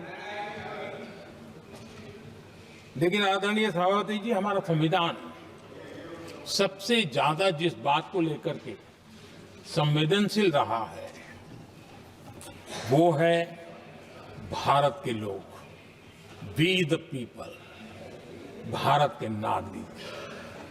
संविधान उनके लिए है, उनके हितों के लिए है, उनके कल्याण के लिए है, उनकी गरिमा के लिए है। और इसलिए संविधान भारत के कल्याणकारी राज्य के लिए हमें दिशा निर्देश देता है। और कल्याणकारी राज्य का मतलब है जहां नागरिकों को भी गरिमा प्राप्त हो, उनको गरिमामय जीवन की गारंटी मिलनी चाहिए। हमारे कांग्रेस के साथियों को एक शब्द बहुत प्रिय है, मैं आज उस शब्द का उपयोग करना चाहता हूं। और उनका सबसे प्रिय शब्द, जिसके बिना वो जी नहीं सकते, वो शब्द है जुमला। कांग्रेस के हमारे साथी उनको दिन रात जुमला, लेकिन इस देश को पता है हिंदुस्तान में अगर सबसे बड़ा जुमला कोई था और वो 4 पीढ़ी ने चलाया, वो जुमला था गरीबी हटाओ। ये ऐसा जुमला था, ये गरीबी हटाओ ऐसा जुमला था, उनकी राजनीति की रोटी तो सिकती थी लेकिन गरीब का हाल ठीक नहीं होता था। आदरणीय सभापति जी, जरा कोई मुझे कहे आजादी के इतने सालों के बाद क्या एक डिग्निटी के साथ जीने वाले परिवार को क्या उसे टॉयलेट भी उपलब्ध नहीं होना चाहिए? क्या आपको ये काम करने की फुर्सत नहीं मिली? आज देश में टॉयलेट बनाने के अभियान को, जो गरीबों के लिए एक सपना था, उसकी डिग्निटी के लिए हमने इस काम को हाथ में लिया और हमने जी जान से उसे जुटे रहे। उसका मजाक उड़ाया गया, मुझे मालूम है, लेकिन उसके बाद भी सामान्य नागरिक के जीवन का गरिमा, ये हमारे दिल और दिमाग में होने के कारण हम डिगे नहीं, हम अड़े रहे, हम आगे बढ़ते चले गए और तब जाकर के ये सपना साकार हुआ। माताएं बहनें खुले में सोच जा रही थी, या तो सूर्योदय के पहले या सूर्योदय के बाद, और आपको कभी पीड़ा नहीं हुई। और उसका कारण यह था कि आपने गरीबों को और गरीबी को टीवी में देखा है, अखबार की सुर्खियों में देखा है, आपको गरीब की जिंदगी का पता नहीं, वरना आप इसके साथ ऐसा जुल्म नहीं करते। आदरणीय सभापति जी, इस देश की 80% जनता पीने के शुद्ध पानी के लिए तरसती रही। क्या मेरा संविधान हमें रोकता था? क्या संविधान तो ये चाहता था कि सामान्य मानवीय की सुविधाओं को ध्यान दिया जाए। आदरणीय सभापति जी, ये काम भी हमने बड़े समर्पण भाव से आगे बढ़ाया है। आदरणीय सभापति जी, इस देश की करोड़ों माताएं चूल्हे में खाना पकाना और धुएं से आंखें लाल, कहते हैं कि सैकड़ों सिगरेट का धुआं, खाना पकाते हैं तब धुआं शरीर में जाता है। उन माताओं बहनों की आंखें लाल होती थी, इतना नहीं, उनका शरीर स्वास्थ्य खत्म हो जाता था। उनको धुएं से मुक्ति का काम, और 2013 तक क्या चर्चा चलती थी, 9 सिलेंडर देंगे कि 6 सिलेंडर देंगे।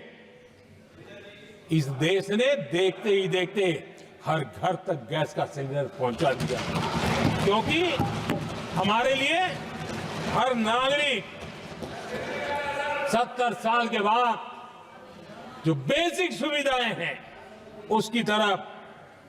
आदरणीय सभापति जी, अगर हमारा गरीब परिवार दिन रात मेहनत करके गरीबी से बाहर निकलने के लिए कोशिश करता है, बच्चों को पढ़ाना चाहता है, लेकिन घर में एक बीमारी आ जाए तो उसका सारा प्लान बेकार हो जाता है, पूरा परिवार की सारी मेहनत पानी में चली जाती है।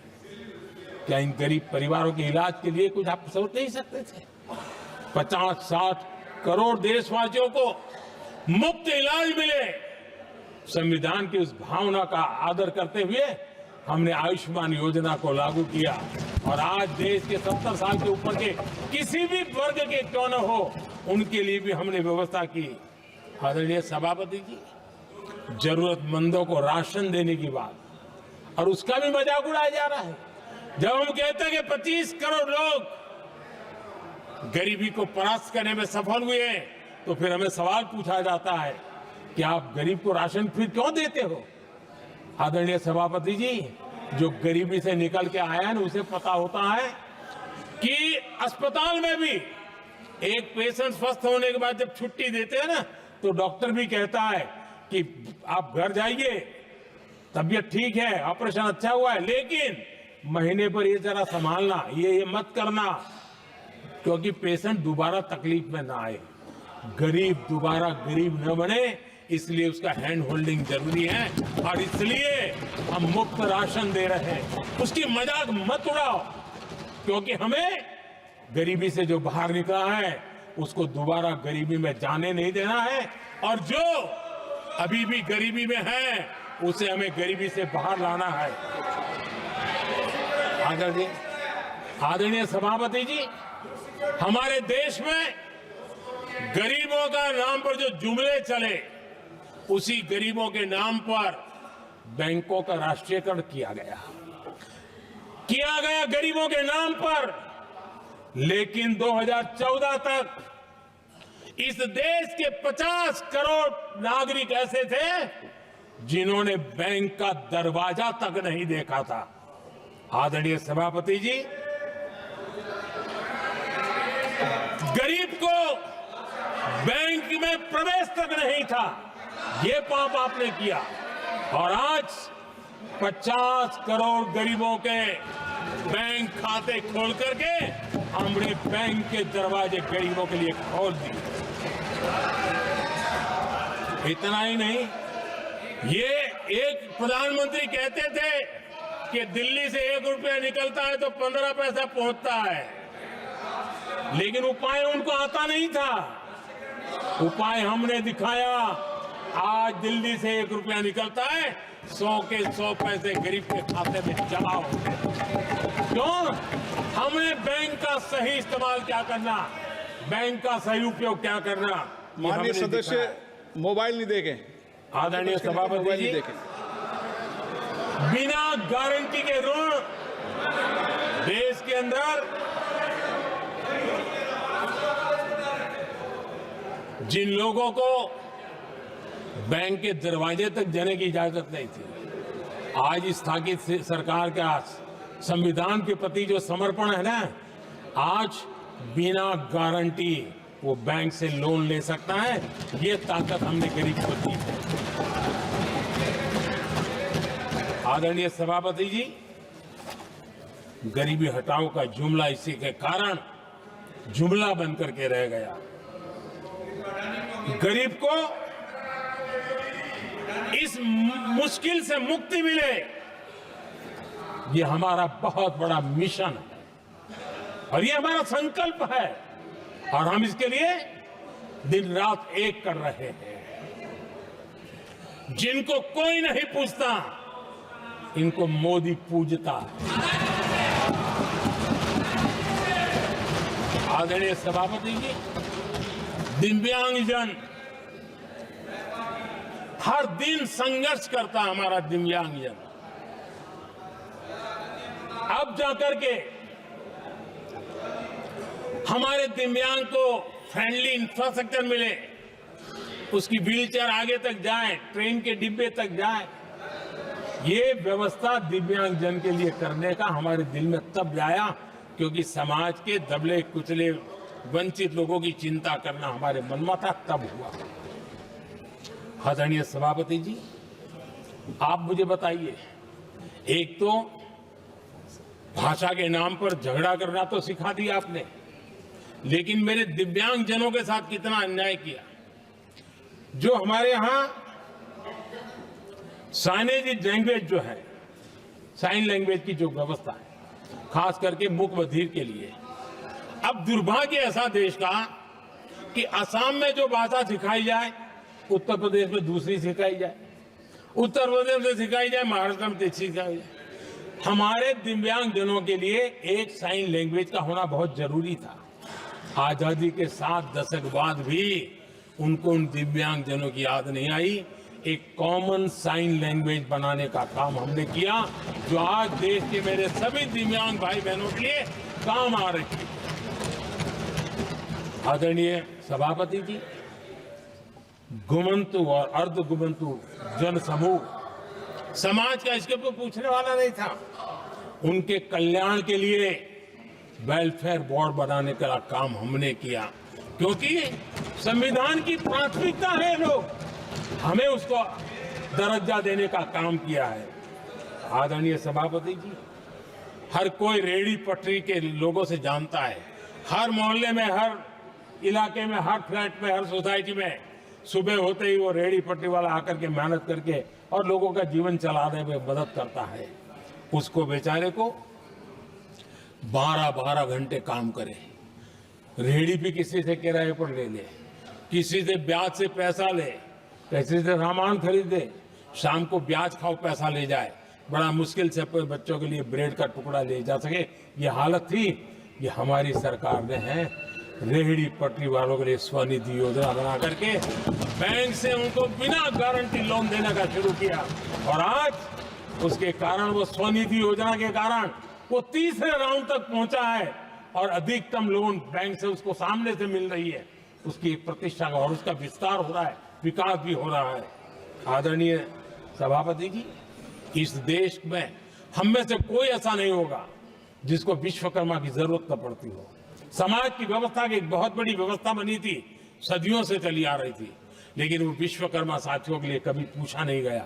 हमने विश्वकर्मा के कल्याण के लिए योजना बनाई, बैंक से लोन लेने की व्यवस्था की, उनको नई ट्रेनिंग देने की व्यवस्था की, उनको आधुनिक टूल देने की व्यवस्था की, नई डिजाइन से काम बनाने की चिंता की, और उसको हमने मजबूत बनाने का काम किया। आदरणीय सभापति जी, ट्रांसजेंडर, जिसको परिवार ने धुतकार दिया, जिसको समाज ने धुतकार दिया, जिसकी कोई चिंता करने वाला नहीं था, ये हमारी सरकार है कि इसको भी भारत के संविधान ने हक दिए हैं। उस ट्रांसजेंडर के अधिकारों के लिए कानून और व्यवस्थाएं बनाने का काम किया, उनको गरिमापूर्ण जीवन मिले, उनके अधिकारों की सुरक्षा के लिए हमने काम किया।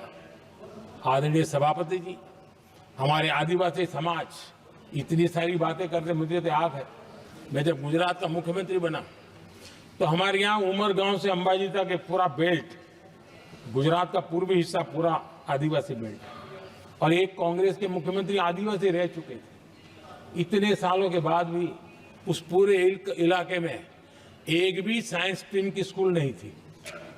मेरे आने से पहले एक भी साइंस स्ट्रीम की स्कूल नहीं थी। अगर साइंस स्ट्रीम की स्कूल नहीं है तो कितनी आरक्षण की बातें करो, वो बेचारा इंजीनियर और डॉक्टर कैसे बन सकता है।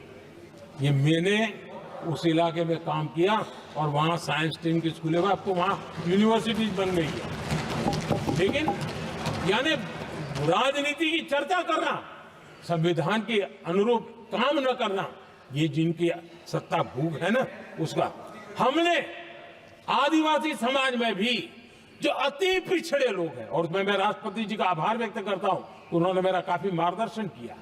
राष्ट्रपति महोदया ने मेरा मार्गदर्शन किया और उसमें से पीएम जनमन योजना बनी। हमारे देश में बिखरे बिखरे आदिवासी समाज के छोटे छोटे समूह जो आज भी उनको कोई सुविधा प्राप्त नहीं हुई थी। हमने ढूंढ ढूंढ करके, संख्या बहुत कम है, वोट की राजनीति में उनकी तरफ देखने वाला कोई नहीं था, लेकिन मोदी है जो आखिर को भी पहुंचता है। और इसलिए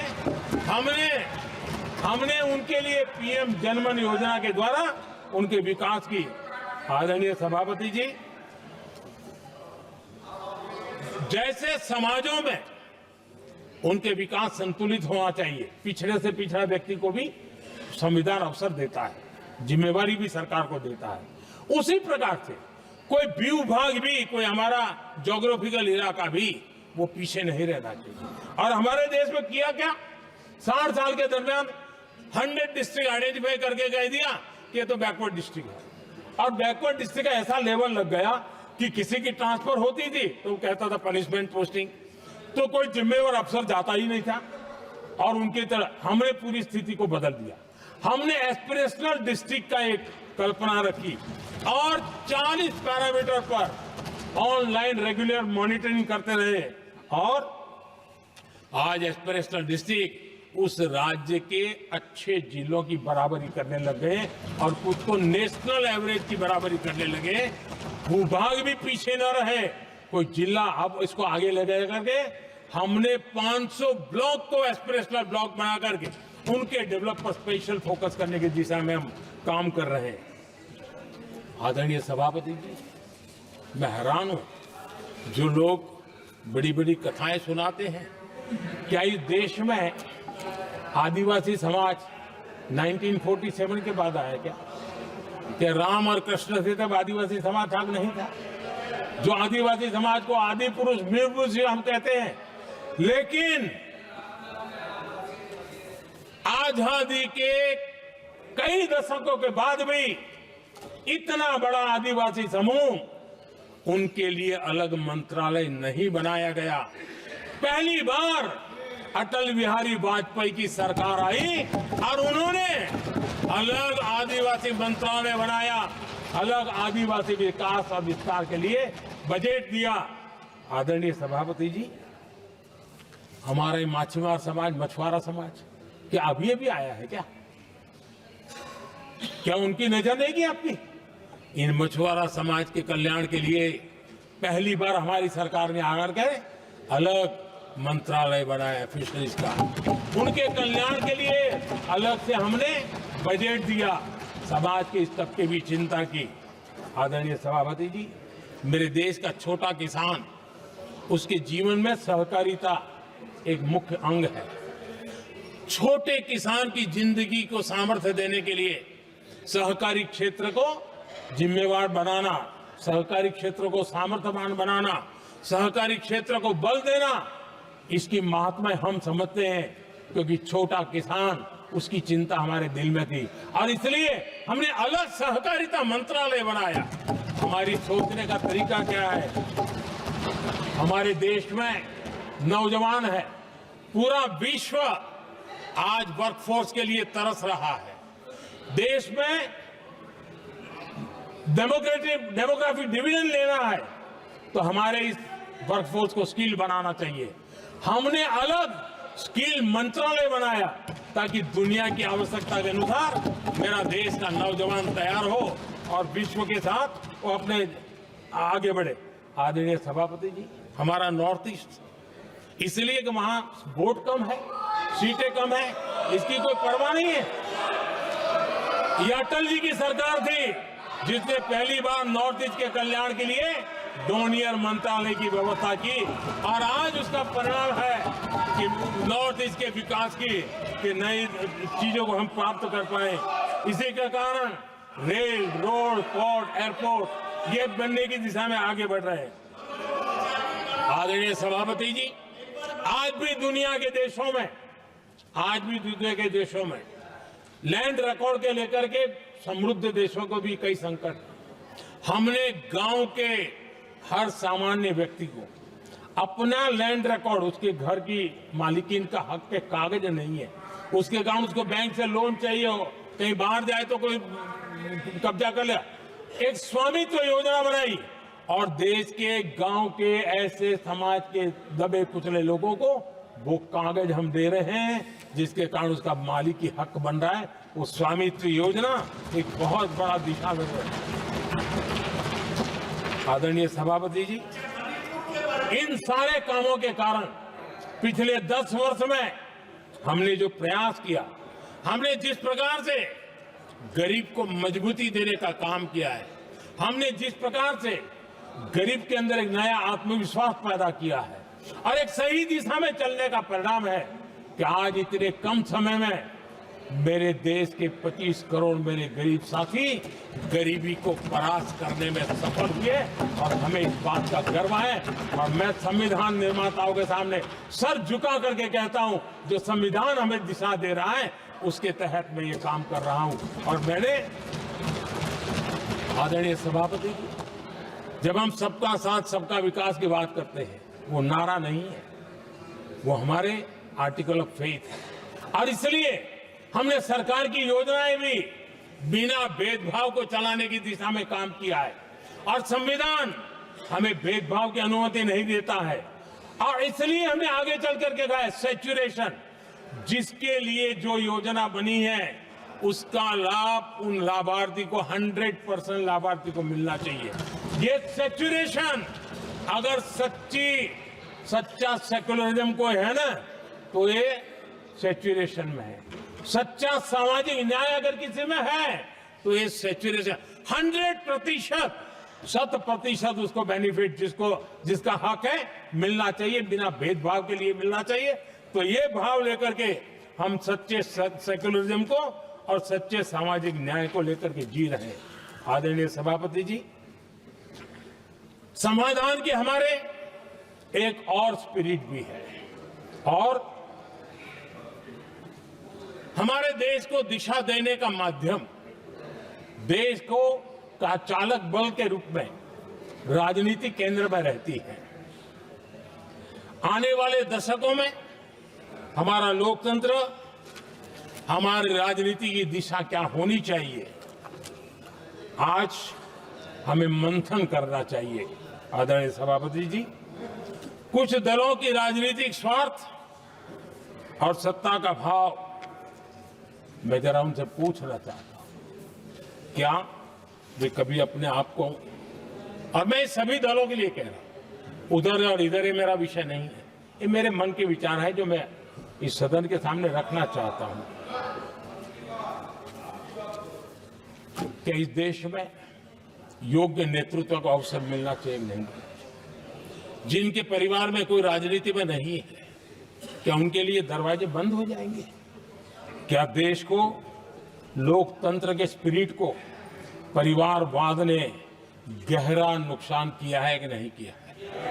क्या परिवारवाद से भारत के लोकतंत्र की मुक्ति का अभियान चलाना ये संविधान के तहत हमारी जिम्मेवारी है कि नहीं है?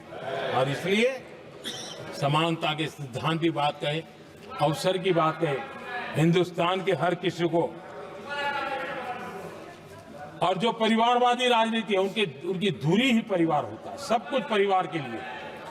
देश को, देश के नौजवानों को आकर्षित करने के लिए, लोकतंत्र को मजबूत बनाने के लिए और देश के युवाओं को आगे आने के लिए हम सभी राजनीतिक दलों ने प्रयास करना चाहिए। सभी राजनीतिक दलों ने, जिनकी पार्श्वभूमि में राजनीतिक परिवार नहीं है, ऐसे फ्रेश ब्लड को लाने के लिए प्रयास करना, ये मैं मानता हूं कि देश की लोकतंत्र की, और इसीलिए मैंने लाल किले से कहा है कि मेरा एक विषय लेके मैं लगातार बोल रहा हूं, बोलता रहूंगा।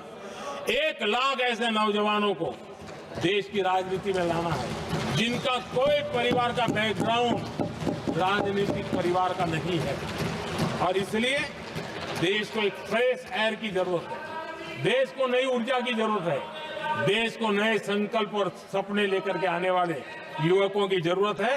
और भारत के संविधान के जब 75 वर्ष मना रहे हैं तो हम उस दिशा में आगे बढ़े। आदरणीय सभापति जी, मुझे याद है मैंने एक बार लाल किले से संविधान में हमारे कर्तव्य को लेकर के उल्लेख किया था, और मैं हैरान हूं कि जिनको संविधान का समझ नहीं आता है वो कर्तव्य की भी मजाक उड़ाने लग गए। मैंने ऐसा कोई इंसान देखा नहीं दुनिया में कि जिसको इसमें भी इतराज हो सकता है आने। लेकिन देश का दुर्भाग्य है, हमारे संविधान ने नागरिकों के अधिकार तय किए हैं, लेकिन संविधान को हमसे कर्तव्य की भी अपेक्षा है। और हमारी सभ्यता का सार है धर्म, ड्यूटी, कर्तव्य, ये हमारी सभ्यता का सार है। और महात्मा गांधी जी ने कहा था, महात्मा जी का कोट है, उन्होंने कहा था, मैंने ये अपनी अशिक्षित लेकिन विद्वान मां से सीखा है कि हम अपने कर्तव्यों को जितना अच्छे से निभाते हैं उसी से अधिकार निकल करके आता है। ये महात्मा जी ने कहा था। मैं महात्मा जी की बात को आगे बढ़ाता हूं और मैं कहना चाहूंगा, अगर हम अपने मौलिक कर्तव्यों का पालन करें तो कोई भी हमें विकसित भारत बनाने से नहीं रोक सकता।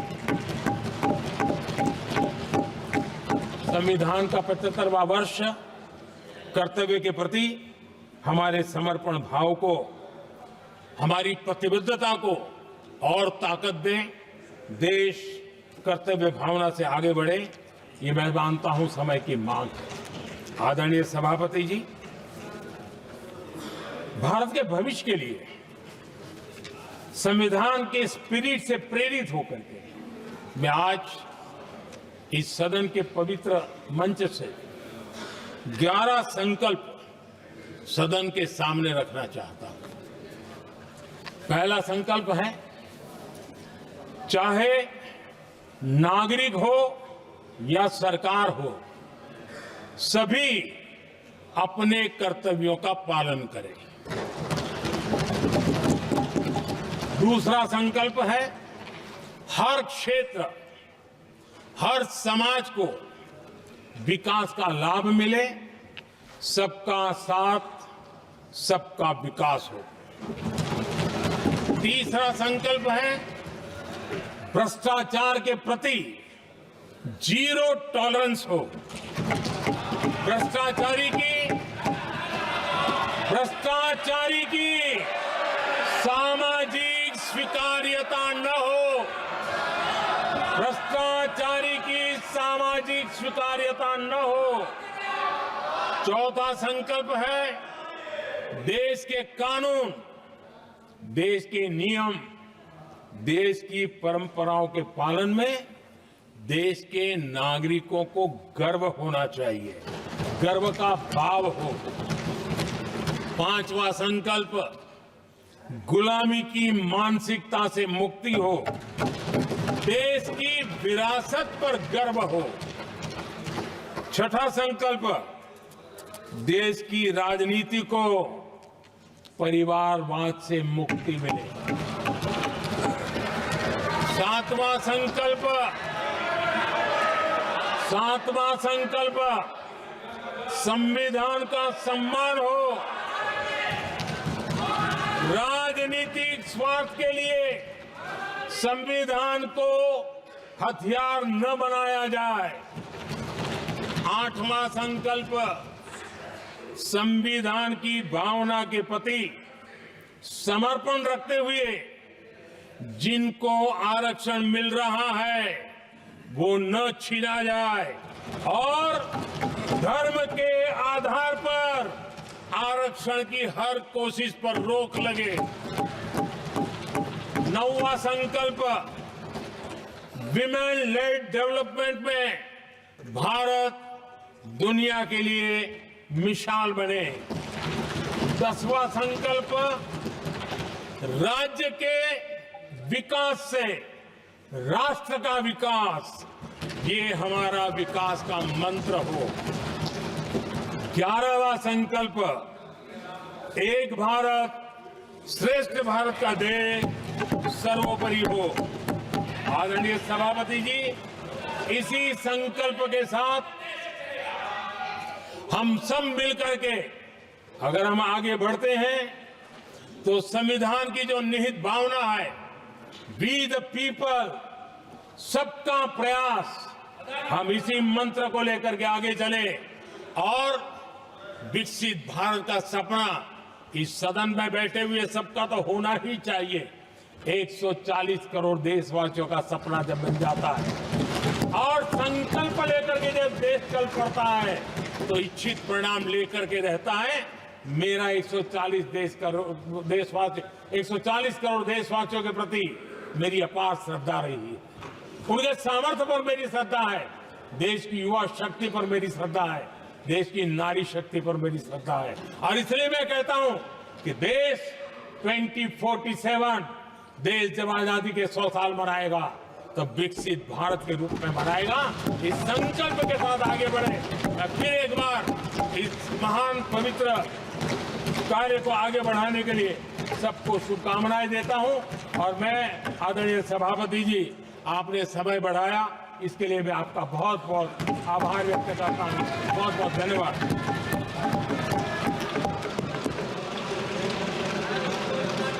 सभा की कार्रवाई सोमवार दिनांक 16 दिसंबर 2024 प्राप्त 11 बजे तक के लिए स्थगित की जाती है।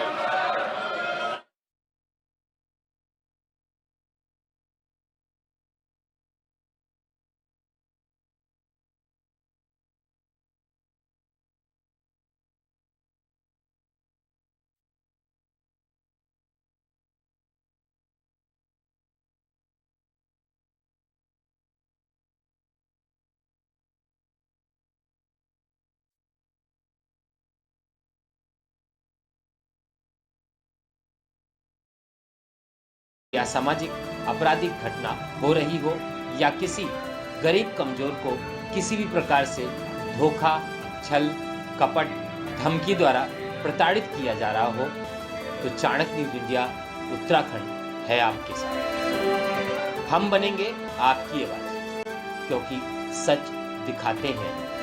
आज ही संपर्क करें Chanakya news India Uttarakhand state head Bharat Singh Rawat निष्पक्ष। हमारा व्हाट्सएप नंबर 8979071211।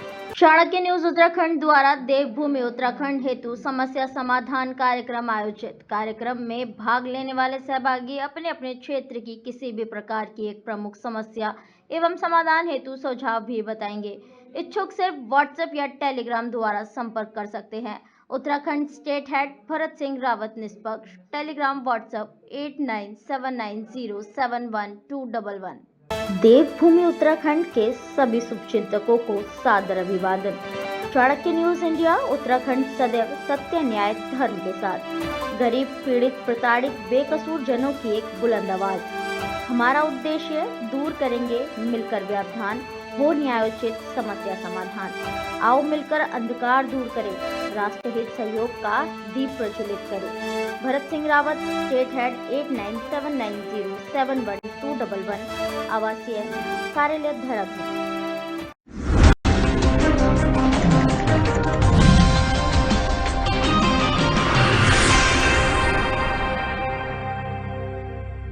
उत्तर भारत के साथ बुंदेलखंड के पटारी क्षेत्र में बीते दिनों से अचानक बड़ी सर्दी व गलन ने आम जनजीवन को परेशान कर दिया। भारी सर्दी से बचाने के लिए प्रशासन द्वारा की गई व्यवस्थाओं का जिलाधिकारी ने जायजा लिया। बुंदेलखंड के महोबा जिले में बीते 3 दिनों से मौसम के करवट बदलने के साथ साथ सर्द हवाओं से गलन व ठंड बढ़ जाने से आम जनमानस के सामने नई मुसीबत खड़ी कर दी है। भीषण सर्दी के दौरान जिला मुख्यालय आने वाले मुसाफिरों को सर्दी से बचाने के उद्देश्य से नगर पालिका प्रशासन द्वारा की गई व्यवस्थाओं की जमीनी हकीकत परखने के लिए देर रात्रि जिला अधिकारी मृदुल चौधरी, उप जिला अधिकारी सदर जितेंद्र कुमार और अधिशासी अधिकारी नगर पालिका सहित अधिकारियों एवं कर्मचारियों के साथ शहर के रोडवेज बस स्टैंड, आल्हा चौक व अम्बेडकर पार्क में बनाए गए रेन बसेरा का स्थलीय निरीक्षण किया। निरीक्षण के दौरान रेन बसेरा में नगण्य मुसाफिरों की संख्या पर जिलाधिकारी ने रेन बसेरों का प्रचार प्रसार कराने के साथ ही बेहतर व्यवस्थाओं करने के निर्देश दिए। जिलाधिकारी ने शहर के अलग अलग स्थानों में चलाए जा रहे अलाव की व्यवस्थाओं को भी देखा परखा। डीएम मृदुल चौधरी ने प्रशासनिक अधिकारियों के साथ तमाम सार्वजनिक स्थानों का निरीक्षण कर सरकार की मंशा के अनुरूप जरूरतमंदों को हर संभव मदद का आश्वासन दिया। क्या है कि कोई भी ऐसा आदमी ना हो जिसको मजबूरी में बाहर सोना पड़े खुले आसमान के नीचे। तो उसी परिप्रेक्ष्य में आज मैं शाम को और रात को निकला हूँ और देखने की अगर कोई व्यक्ति है जो किसी मजबूरी में बाहर अगर है तो उसके लिए हमने रैन बसेरे उपलब्ध कराए हैं और जगह जगह हम प्रचार भी कर रहे हैं अपने रैन बसेरों के बारे में और उसमें हमने उपयुक्त सुविधाएं भी दी हैं, पानी, शौचालय और अगर लोगों को और भी किसी तरीके की रिक्वायरमेंट होगी तो वो भी हमने अलाव लगाए हैं। और अभी सर्दी धीरे धीरे बढ़ रही है, अभी उस लेवल की सर्दी नहीं है, आप भी देख रहे हैं, बट हम नहीं चाहते कि कोई भी आदमी खुली आसमान के नीचे रहे, तो उसके लिए हमने रैन बसेरे प्रोवाइड कराए हैं और उसी का मैं आज औचक निरीक्षण कर रहा था। और अभी मैंने देखा कि लोग कम हैं उसमें और तो मैं चाहूँगा कि मैं अपने अधिकारियों को भी निर्देशित करूँगा कि इसमें जो भी अगर बाहर है तो उसको फैसिलिटेट करें और उसको यहाँ पर निरीक्षण के दौरान सड़कों पर बहुत से लोग मिले आपको? हम 1-2 लोग हमें मिले जो रोड पे थे और उससे पहले भी मेरे अधिकारियों ने लोगों को रैन बसेरे में पहुँचाया है। तो हमने रिक्वेस्ट भी की है, अगर कोई नहीं जाना चाहता है तो उसकी मर्जी है, बट अगर कोई उस सुविधा का उपयोग करना चाहता है तो सरकार उसके लिए कटेंगे तो कटेंगे। आज देश इनसे कह रहा है तुमसे नहीं हो पाएगा। Can you understand the ignorance? We are not looking for your admiration. आपको अपना काम करना पड़ेगा। राजनीति देखिए चाणक्य न्यूज इंडिया के साथ। समस्या समाधान, आओ हम और आप मिलकर अपराधियों को उचित दंड दिलाने में सहयोग करें। यदि आपके आसपास क्षेत्र में या आपके संज्ञान में कोई असामाजिक आपराधिक घटना हो रही हो या किसी गरीब कमजोर को किसी भी प्रकार से धोखा, छल, कपट, धमकी द्वारा प्रताड़ित किया जा रहा हो तो चाणक्य न्यूज इंडिया उत्तराखंड है आपके साथ। हम बनेंगे